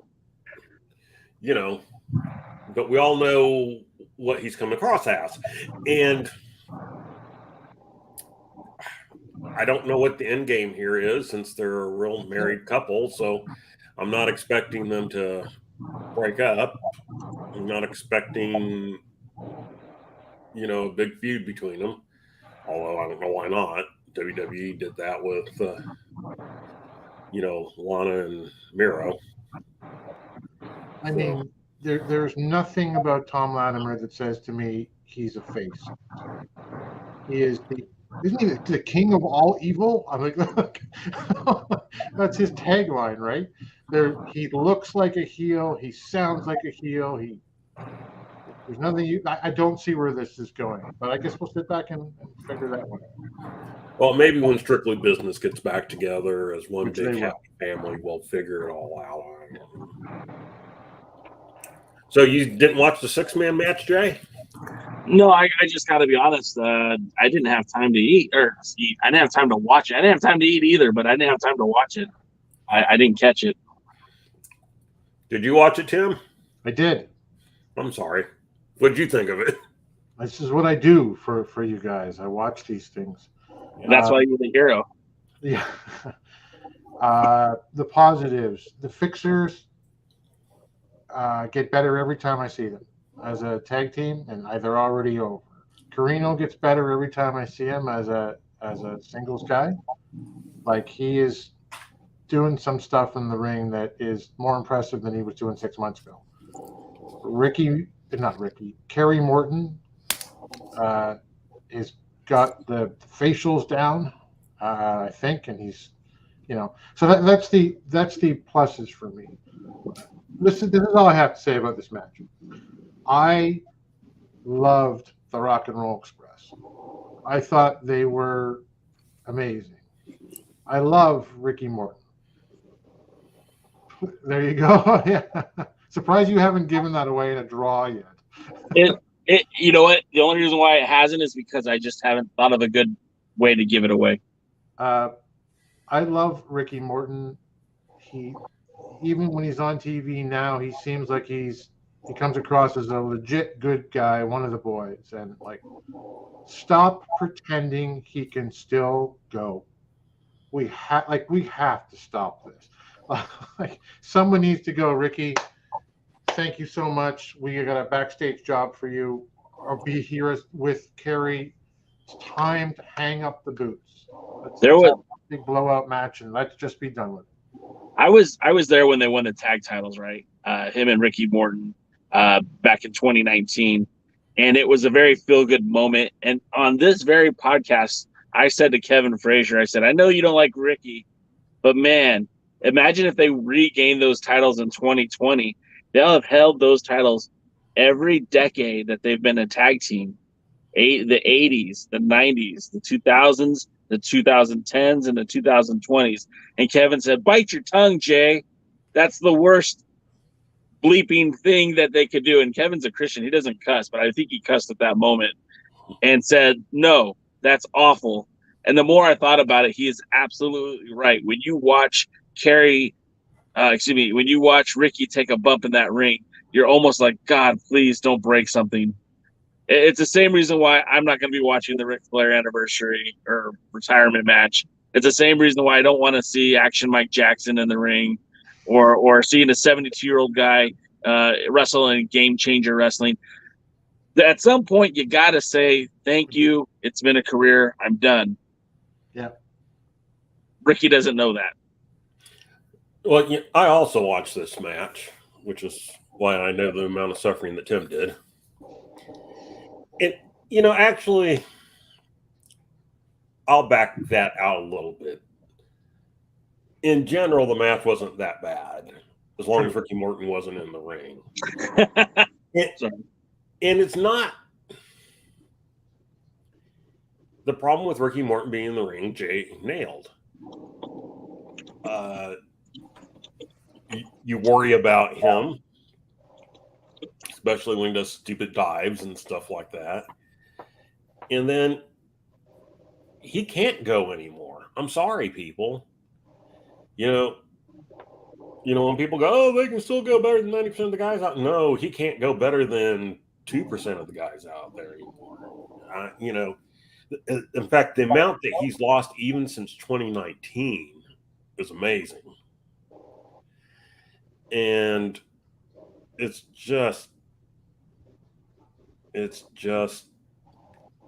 not even sad. It's hard. You look away when he's in the ring. Yeah. And I was glad Kerry Morton got the win, although honestly, I don't know that I wouldn't do a double turn with Morton and Corino. I think I'd make Corino a face. And I said that before on this show. I think Kerry Morton will be a fantastic heel. Well, like you said, he's got the slappable face. Corino's just a slappable person. Yeah. But what a great tag team that would be.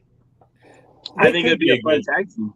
They could be a tag team. They need to find 2 R words that aren't rock and roll and do like a R&R Express type thing. The Rest and Relaxation Express. Works for me. All right, can we move on? Yep. No. You want to keep torturing us, don't you? Yes. All right. I have to be tortured, so do you people. I got a lot of things to say to you people. So then that takes us. That's last week's. Okay, so here we go. That was the end of USA. Yeah, it was the end of USA. Yeah. Yep. So that takes us to Power Season 9, Episode 2. Don't you know? And they're still in Knoxville, Tennessee. Tyrus opens the show with Kyle Davis. Tyrus says he's defended the title 7 times. That's not accurate. He's only defended it 6 times. Kyle Davis looks confused. He even kind of mouths to the side like, no, it's not 7. But it's just more of the same that we get from Tyrus week in and week out. He mentions not having any interest in cashing in that Lucky 7 clause, which is what we've kind of alluded to all night. He wants to keep the title and then kind of makes an offhanded comment like he could have 2 prestigious titles on his prestigious arms. And he then like kind of nonchalantly shouts out his brother Trevor Murdoch, calls him, "Good job, bro. Good job winning the title." Which, I mean, I don't know if that's foreshadowing. I don't know if that was just a way to kill time to open up the show. But certainly kind of ominous and something I'm not interested in watching. Tim, what did you think about the promo? It's fine. It's confusing with the clause in my contract. I don't have to do the Lucky 7. I didn't know if he's keeping it. Didn't know if you have to give it up. I didn't think you did, but maybe you do. My prediction is that he will wrestle Trevor Murdoch and lose for the NWA World Championship. DK, any insight? Actually, I thought this was one of the weaker Tyrus promos. He can do a good promo pretty often, but I didn't think this was one of them. If I can make a Willie joke, he said something about running out of mountains to climb, and it's like, well, if he would try to climb himself, that would be a new peak for him, new high. So that one's for you, Willie. Somewhere Willie's laughing. Next up, we get the highlights from Alwayz Ready, the women's championship match, the Battle for the Burke. We get highlights of Camille versus Killian King. Like DK said, this match probably should have just ended the pay-per-view with Alwayz Ready. Both these women are in great shape. Both of them look really good. You got to hear a little bit of Bubba Ray on commentary if you didn't hear that before. I thought this reminded me of how good of this match really was. And I just feel like there's more there. What do you think, DK? What did you think of the highlight package here? Do you think that was a good spot to do it? Yeah, I do. And, help me remember how good that match was, since it's, I've slept once or twice since the pay-per-view. Maybe only once or twice since the pay-per-view. And so it was good. It was good conversation that was had afterwards. Tim, did you have any thoughts? Just on the stuff afterwards, we've never heard Camille tell anybody, you took me to the limit. It just confuses me as, is Camille a face or a heel now, or what is she? It's just dramatic foreshadowing. Kylan's going to come back after winning some matches on Power and or USA, and we'll do this again. I hope she changes her ring gear. It's a very side thing. I don't like Kylan King's ring gear. I think it looks silly.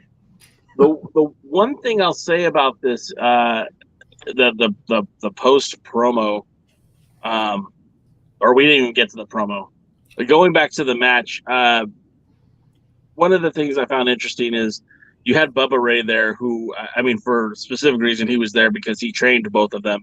And when he got in the ring, both competitors genuinely looked proud to see their, one of their trainers, somebody who had a hand in getting them to that point. And like when he held that title and he handed it to, Camille, and he said, "You did a great job out there." Like it felt very like real. Yeah. And I thought that added something to the match. And I'm glad they included that in the highlight, because then with the promo that came following, I feel like we saw something new there. We saw something from Camille that we're not used to seeing, in that she was kind of humble. Kind of. So I'll just go to it. Then next up we have Kyle Davis welcoming the one-time women's champion Camille to the ring. And you do get this feeling that Camille respects Kylan. Of all the women she's beat, and all the women we've seen her beat in the NWA, Kylan really kind of took it to her more than we saw from anyone else. She showed us her chest. What's that? She showed us her chest. Yeah, she did. Her battle scars. It wasn't PC, but I wasn't complaining. And what Kylan came out and said, "Look, I proved to you that I belong. You underestimated me, and I showed you. I showed you what I did." And she said she's going to be the one to dethrone. The king will be the one to dethrone the champion, and I thought that was kind of clever. I really like this promo. One of the better promos I've heard Camille give, and it was it felt like a sense of realism, something that the NWA is certainly lacking with all these silly gimmicks. That was two competitors who had a very competitive match, and I felt like that was a great way to keep this storyline going. One of the things I like about when Camille talks is that a lot of times she tries to, do the more bass in the voice and a more serious talk sound, but just every now and again that southern that southern girl thing just kind of pops out of her. Yeah, right.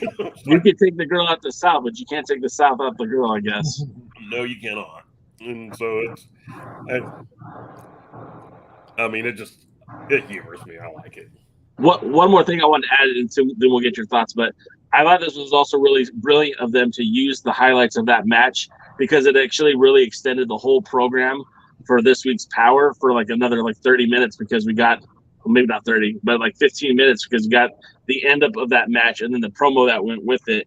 And after watching that, I'm like, wow, that was some great content we just got from the NWA. And really, it's like, well, we just saw it on Saturday the week before. So I felt like they did a good job of reusing content to make it relevant for right now. And when they film those special episodes in the KnoxOut or the Power Trips, they need to take every bit of that footage and make it stretch it out as far as it can. So I thought that was kind of cool. All right, Tim, what were your thoughts on the promo? Yeah, I guess I kind of jumped into it a bit early, but this is how you build. As long as you build now, as long as they go back to Kylan said, I'm going back to the bottom. I get it. I got to win some matches, and I'm coming back. As long as you build for that, where they count 3 against, and she's looking up like to the next person, right? I'm coming for Camille. Camille's in the back going, as long as we keep this connected somehow, we're going to be wondering at, I don't know, 74 maybe or whatever, who's walking out the women's champion. And we don't often wonder who's going to walk out the women's champion. Yeah. So fast forward through the commercials, we get May Valentine in the back with Homicide. And she's asking about Luke Hawx and the comments about the disrespect that Luke Hawx felt a week ago. And, Homicide kind of downplays it. Kind of like what you would if it was your buddy, right? Like, hey, he didn't mean it. He was just upset. But he basically said that Hawx was overreacting. And then I like this part. He calls himself a yes man, as in if you want to challenge for that title, yes, he'll wrestle anywhere. He'll defend the title anywhere. And he lists Puerto Rico, Japan, Mexico, pretty much everywhere in the world that he would defend that title. And to me, as a fan of the idea of a traveling champion, that just makes my heart happy, because Homicide is a guy who, look, he doesn't need the NWA to get booked. Let's face it.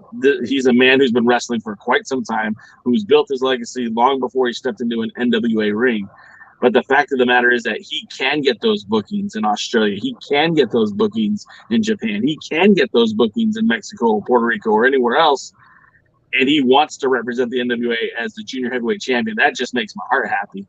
And I'm looking forward to whatever happens, whatever fallout is with Luke Hawx and Homicide. Tim, what were your thoughts on this promo?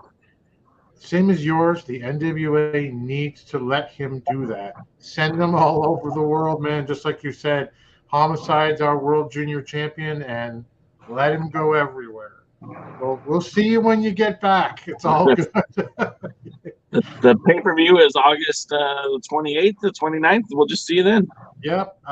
He can't cut a promo, and I don't care. I said that last time we were on the show. He's cool. We dig him. Let him do his thing and do it for a long time. Mr. DK? Yeah. I mean, it looks like they're going to try and build Luke Hawx up as his first real challenger, so to speak. First real threat to the title. Which, I like Luke Hawx. To me, that's a good thing. It could be a good story. Doing a quick throwback with Camille, Camille pointed out that she's defended the title in other promotions outside the NWA, which I like that, that finally got some acknowledgement on the show, even though she was the one they had to do it. And, of course, if you got something as a world title, you want somebody like Homicide, who is known as a former world champion in other organizations, and, going out and defending your world belt around the world. And you want him to come talk about how he was in Mexico and defended the titles, or Puerto Rico or Japan or Australia or Europe or wherever. Let him go defend the titles everywhere. Let all the champions do that. In fact, I think right now, what the heck, we had a team that went and defended the titles, wherever they could. Law Rebellion occasionally defended the titles outside the NWA. And, Camille defends the titles whenever she can. Really, the only title we have that is a world title that doesn't get defended much is the world heavyweight title, which is kind of sad when you think about it. Well, and the irony of that is, too, right? Like when Trevor Murdoch was national champion, I mean, SWE Fury put him on their program and put over what a big deal it was to have the national champion on their program and how important the NWA was. And now I'm not saying, SWE Fury is obviously not really a thing anymore, but like there's plenty of opportunities, there's plenty of outlets to put Trevor Murdoch on. I mean, I'm almost at the point now where I think I'd even be okay if the NWA World Champion, be it Nick Aldis, Trevor Murdoch, or Matt Cardona, walked into Impact and defended the title there. In fact, we actually had this discussion on Twitter earlier today, me and Big Chris Dog with some other people, about Ric Flair's retirement match and if the NWA would be involved and who would be a good choice for Trevor Murdoch. And, I was like, well, the Pope is the best choice because he's the one that has the most continuity storyline. But then, Chris was like, well, how about James Storm? And I'm like, yeah, that'd be good too. But, that's probably not going to happen. So, what do you think about the next match that was on? So we get Nick Aldis versus Boucher. Now the last time we saw Boucher was when he was teaming with Rodney Mack, and they made it actually a pretty formidable tag team. But again, this was an enhancement match for Nick Aldis. Obviously, it was an enhancement match for Nick Aldis. They wouldn't let you think otherwise. They mentioned that Boucher was a product of the Nightmare Factory, which I did not know before that. But he just gets dominated by the former world champion. So much so that Aldous even stops the 3 count just to keep the beating going. And this reminded me a lot of, if you're into sci-fi shows, if you ever saw the Final Battle, the miniseries, this is what it reminded me of, because you had these beautiful, perfect human beings or aliens that came to Earth, and they looked normal. They looked like they were fine. But if you were to cut their skin, you would see the blood, but then underneath the blood, there would be that green skin, like that reptilian skin. And that's what I feel like every time I hear Nick Aldis cut a promo, because he looks like a baby face and he wants you to think he's a baby face. But if you start digging into that skin, you're going to see that he's a heel. And this entire run of the last 180 days since he lost the world's title, I very much felt like he was just a snake person, a lizard person, walking around trying to get us all to believe that he's a baby face and he's a changed guy. And he's so much better than Matt Cardona because he's a baby face and he's here for the NWA. But in reality, he's a snake person this whole time. He's just a lizard man. And so when he's cutting that promo, this is the first time he really pulled back some of that skin, and you could see that he is a lizard person. He's very much acting as the heel that I thought he was all along. He says he's a victim of his own success, and he's being held back by the boys, and he's being held back by the office, and it's just a bunch of crap. It's the same stuff that, when he came to the NWA, we kept saying, oh, he's a big name. They're going to put the title on him because he's a big name. And now he's boo-hooing about that happening to him. Oh, Matt Cardona's a big name, so they put the title on him. Oh, Trevor Murdoch has the belt. Calls Trevor Murdoch a paper champion, but Trevor Murdoch beat Sam Shaw, Nick Aldis, and Tom Latimer in a single night to win the title. I don't know if that's a paper champion. I'm sorry it's not legitimate enough for Nick Aldis, but I mean, who did he pin? Yeah. Yeah. So he again, he plays the victim card and says that all the Johnny-come-latelys are benefiting from the hard work that he built the NWA on, and then basically just calls all the Murdoch lucky. I knew this is who he always has been. It's always who he will always be. He's not a baby face. He's not your friend. He's a bad guy. DK, what are your thoughts? Well, of course, the match was nothing. In the promo afterwards, it's obvious that he is once again a heel. And I think for how much they do heel face dynamics there, he's obviously very much a heel. He's a better heel. I like him in that role. I like him when he's not overexposed, which he still is. I wish he'd wrestled Murdoch in a retirement match. Whoever winner gets the world title, loser has to retire for, at least, longer than Terry Funk. And I think they did that last ring, didn't they? Well, Yeah. it was just Trevor. It was just Trevor who was putting his career on the line. I think both of them need to, because I mean, I hate to say this, but I really hope he doesn't resign. At least not now. You know, I don't care if he comes back in a year. I don't care if he comes back in a couple of years. But right now, we're all just waiting for him to somehow be pushed back to the top. He's the top contract, you know, so people go, oh, they got to make their money out of him. Well, I guess stop paying him then. You know, it's just, you know, he needs, I can't miss you when you don't go away. And even when you're injured, you don't go away. When you take time off to reevaluate life, you don't go away. You're just always there. I'm telling you, man, snake people. Yeah, deep 1984 cut there, Mark Singer cut. That's impressive. Good for you. You know what? That show has an affinity in my heart. I remember watching it as a kid, and I was 84. I was born in 78, so I wasn't much older than 6 or 7 when I watched it, and I absolutely loved it. I thought that was a great show, and yeah. So when I saw the lizard person walking around, I knew exactly what I was looking at. Yeah.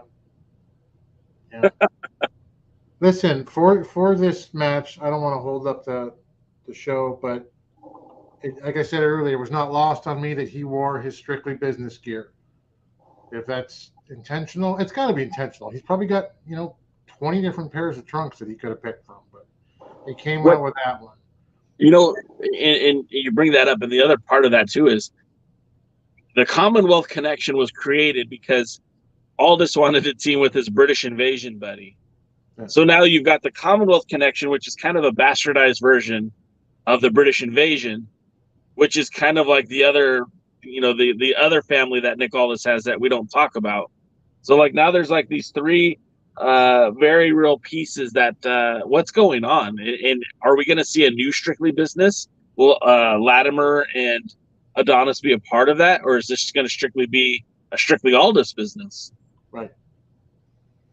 Tyrus had said it on that top of the show, it's my world, you're just living in it. It's not. It's Aldis's world, and that's the problem. Like Joe Galley, I'd said, or maybe it was Velvet, people love Aldous, Nick Aldis. They do, and they don't. We need less exposure. I love, what's a good example? I might love a television show. I can't watch it all the time. Not all the time. I got to have something else to change the scenery up a little bit. And it feels like, in the way that, Flair had the NWA or WCW world title back in the day, and permanently. And there were just guys who were going to hold it for short periods of time while he took a vacation. And that's the risk of putting that title back on Aldous right now. I like to think of it too as like, I love tacos. I love authentic tacos. I love Del Taco. I love Taco Bell. I love, street tacos. I love Doritos tacos. I love anything that has a tortilla and meat inside of it. I love that. But at some point, I don't want to eat tacos every day. And as delicious as they are, and I could put guacamole on them, I could put salsa on them, I could have them with chicken, I could put refried beans in them, I could put potatoes in them, I could put chorizo in them, and I can go on and on and on. Obviously, I'm getting hungry. But the idea is I can't eat tacos every night. Number one, it's not good for me. And number two, I'm going to get sick of it. And I feel like if the idea is that Nick Aldis is the taco, then yeah, let's have some tacos. But you know what? Tomorrow night, I want to have steak for dinner. I want to do some barbecue.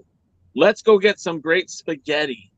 I want variety. And I feel like if we keep going back to Nick Aldis it shows that, one, Billy doesn't trust anybody but Aldous to really carry the brand, and two, they just don't know what they're doing because there's plenty of potential there that they're not realizing. So, long story short, I still think Nick Aldis is one of the most absolute best pro wrestlers in the NWA. But I don't need to see him every week, and I don't want him to win the title anytime soon. Well, you notice Murdoch wasn't on the show. Yeah. And he wasn't on the USA show. Yeah. So, in one of those going back to his first title reigns, we're seeing more of the former champion than we are of the current champion. And, you know, Dusty Rhodes here when he was Booker and talent. I don't know. It's just we need some change up.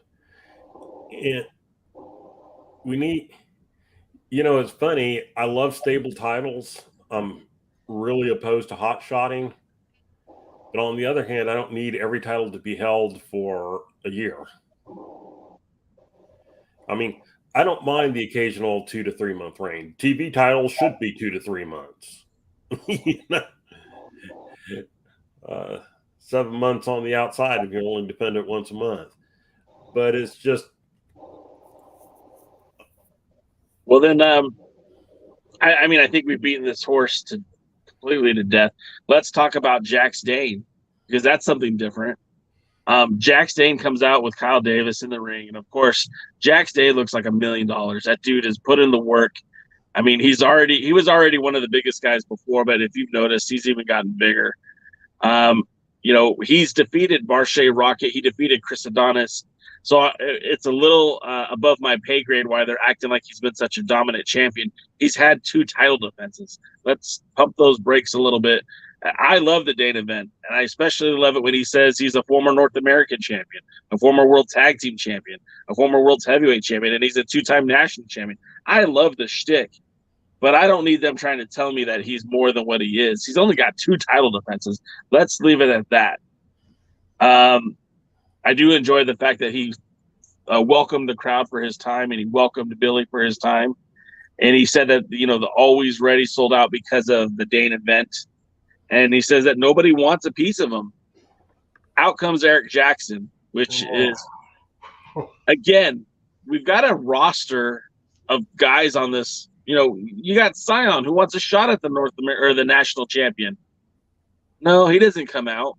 You've got Jordan Clearwater. I mean, he's the United Wrestling Network world champion. Of course, he wants to hold gold in the NWA. You got Tom Latimer, whose wife is begging for him to win the world's title. No, we get a guy who really doesn't belong on this TV program. And the last time he was here, literally lasted less than 5 minutes against the national champion. Jax even points that out. Eric Jackson comes out to interrupt. He says he's ready. Spoiler alert, he wasn't ready. The first time that he made his appearance, Eric Jackson, that was at Power Trip 1, Night 1. And he got murdered then, just like he got murdered on this show. I do like the idea that Jax Dane is a badass. I do love the fact that he's out there just beating people up. But I'd rather see like real competition. I'd rather him be in the ring with somebody who could give him a run for his money. Put Marche Rocket out there. Put Scion out there. Jordan Clearwater. You know, we start talking about the baby faces. I don't even know who those are anymore. Put Luke Cox out there. Put PJ out there. I don't know. This was kind of a waste of time for me. And I like Jax Dane. DK, what were your thoughts? I didn't mind the promo as it went. The part with, you know, the little boy coming out. And it may have had my favorite moment in a wrestling show in a while. But when he went for that cross body block and Dane no-sold it, and he even waited to brush him off, like he was shooting a fly, but he hit him and bounced off. And I mean, there was Dane didn't need to do anything. And it just would have been so beautiful to watch. And I look, nothing against him. He's probably a good junior heavyweight. Put him in the junior heavyweight things. Let him, let us see what he can do. It was stupid to have him go out against Dane. And not only was it stupid to have him go out against Dane, like you said, I'd rather see somebody who would come in and do something. And, who could look him in the face and say something, or, be taken as a threat. Tim, sorry, DK. No, I was going to say, I think Latimer actually would have been a good choice. Yeah. Yeah, I agree with you guys. I think Eric Jackson is probably, got a career ahead of him. He's in great shape. But he was here for one reason only, and that was to get clotheslined out of his boots. Like, this was Charlie Brown on the pitcher's mound. Line drive. If he'd been wearing pants, they would have ended up in the 8th row. Like, pop the trunk, is that what they call that? Yep. Yeah, man, wow. He almost stepped on his head like he hit him like so softly. Anyway, but it was a complete waste of time, and I agree with everything else you guys said. Well, one last point I want to just put this out. As we were talking about this, I was reminded of a story. Now, I wrestled in high school, like not a pro wrestler, a high school wrestler, a singlet and all that good stuff. And we worked out. And in my freshman year, we had a wrestling company come to our school to do a fundraiser. And of course, the wrestling program benefited from the fundraiser. So we were all there to do escort the people to their seats, get their refreshments, all that fun stuff. One of the guys on our wrestling team, who was probably one of the biggest, what we'd call a body guy on the team, big biceps and everything, was running around the gym, and he stepped up to one of the pro wrestlers and flexed right in front of him. And this Damien Demento-looking pro wrestler literally just picked him up and moved him out of the way like it was nothing. And that's kind of how I felt in this moment. Like, gosh, Eric Jackson, you might be the biggest guy in your high school gym, but you are not anywhere near this. You should not have been there at all.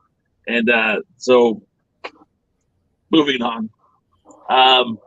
Next up, we get May Valentine, who I thought was leaving with Mr. Aaron Stevens. So I don't know where that's going, because I thought they were going to Brazil. Maybe that's not happening.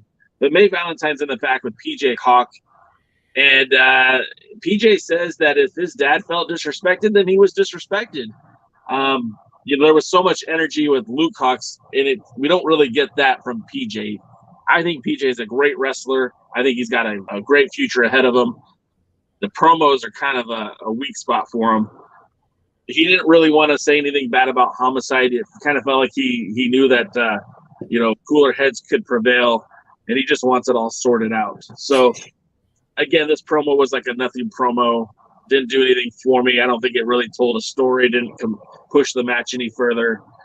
Tim, what did you think? Well, the one thing it did do was I actually thought it was a good promo for PJ in terms of showing you who PJ is as a character. He's like golly gee willikers, May. I don't want my dad to be mad at Uncle Homicide, but like if that's just dad, I mean, he's gonna be mad. That's the way it's gonna be. They're gonna have to duke it out. It shows how young PJ is. PJ's 23. He looks like he's 19. Yeah. He's been wrestling, I think, for like 5 years, and he's 23 years old. Wow. He's great. He really is. Like he's got so much upside. But I liked this promo from the sense of just showing this is how young PJ is, and right now with this, this baby-faced boy, we're gonna pitch to you as a fresh-faced young fellow who's just wants to give it his all, and I thought it was good for him. 23 years of age. 23, yeah.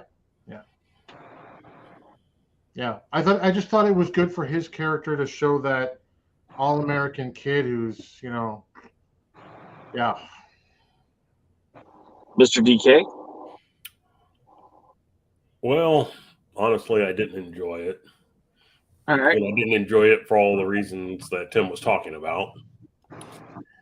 And I feel the less said about it, the better. I will read out a few comments, though, since they've been active and we haven't been active in looking at them. But James H. Jackson goes, Eric Jackson was the only one to man up. Just out of curiosity, James, any relation there? Both Jacksons. Look. Yeah, sure. Dave Scooby, imagine how many more contenders for the national or heavyweight titles you could build with a new TV champion every 4 to 6 months. Oh, don't try to make sense out of things, Dave. We know that's not going to happen. Yes, you're right. That's the TV titles to measure where people are. I mean, you put it on younger guys and you put it on veterans and you put it on the workers, and that gives you your chance to see where a person measures up and gives them a chance to get over or not. Pope took advantage of it, nobody else did. Dave Baymiller, it was definitely felt like a filler show, and yeah, I gotta agree with that. It felt filler. It did not seem like. It seemed more like the type of show they tend to have closer to the pay-per-views. Where it's like, okay, we've run out of stuff that has any story to it, so let's just put these random matches together. And I suppose we should talk about the main event. Well, yeah, absolutely we should. It was Sion's coming out party, kind of. He got to be... He tried to make his papa proud. Main event, first time for the Ill-Begotten to be in the main event. They were taking on the Idolmania Sports Management team of Sion and your television champion Tyrus. Now, this is the first time Tyrus and Sion have teamed together. Conversely, Taylor and Plunkett have teamed on 6 different occasions. They're actually becoming quite a decent tag team, Alex Taylor and Jeremiah Plunkett. Now, of course, I have to say, a 3-match winning streak. What's that? They had a 3-match winning streak, I think somebody said. Yeah, and I do have to preface this by saying, look, I'm an unabashed Jeremiah Plunkett guy. I'm not going to hide that fact. I like what he's doing in the NWA. I like him in the Ill-Begotten. I could deal without Danny Deals, but I think Jeremiah Plunkett is kind of having a renaissance as this mid-card tag team, and I think he brings some credibility to what he and Alex Taylor are trying to do. You're seeing less and less of Rush Freeman in the Ill-Begotten, so maybe he's not even in the group anymore. But Sion basically is putting all the work in this one. He puts the hurt on Alex Taylor quick, early, and often. They do a good job of keeping the ring kind of divided where Plunkett's not really in the match. I got to be honest, the fans were dead for this. There was almost no reaction when they came out. They didn't really react to what was happening in the ring. I guess it got exciting for me when Plunkett got his shine. He got in, was putting the hurt on Sion. They make the tag to Tyrus, and for the first time, Plunkett, he didn't back down from Tyrus. He actually looked pretty decent in the ring against Tyrus. He got a few shots on him, DDT'd him. I thought that was going to be the end of it. However, Tyrus was able to get a hidden tag in with Sion. Sion came in, a blinded boot to Jeremiah Plunkett's face, changed the whole dynamic of the match. And then one rolling DVD later, Idolmania Sports Management walks away as the winners of this one.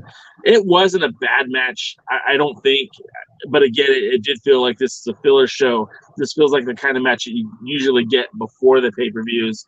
I still want to see more of Taylor and Plunkett together. I don't really care to see any more of Tyrus. And Sion looked interesting to me. What do you think about this one, DK? Well, I thought it's the best Sion's looked in a while. Not a high bar, but still, the best he's looked in a while. Real quick, I have to read the comment. James H. Jackson says, I'll be on next week's show, the Jacksons versus the Rude Dudes. Love it. All right, we can't wait. Plunkett looked good, but he kind of always looks good. He fits well in the role that they have for him. Yes. Which is that veteran going in and working with some of the younger guys as either a tag team partner or as an opponent in the ring. And so I feel that's very beneficial. I like him. I've always liked him. I liked him back in Saw and New whatever South or whatever they called it when they changed locations.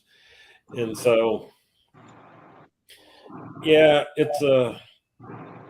it was a better match than I anticipated. Yes. It was not a main event caliber match, but it was a better match than I anticipated. Sion and Plunkett looked good. Tyrus was Tyrus, and Blonde Hippie Boy was Blonde Hippie Boy.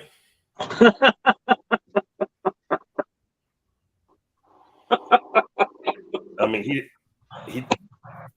mean, honestly, nothing happened in the match that made me go, "Oh wow," with him. Just, the DDT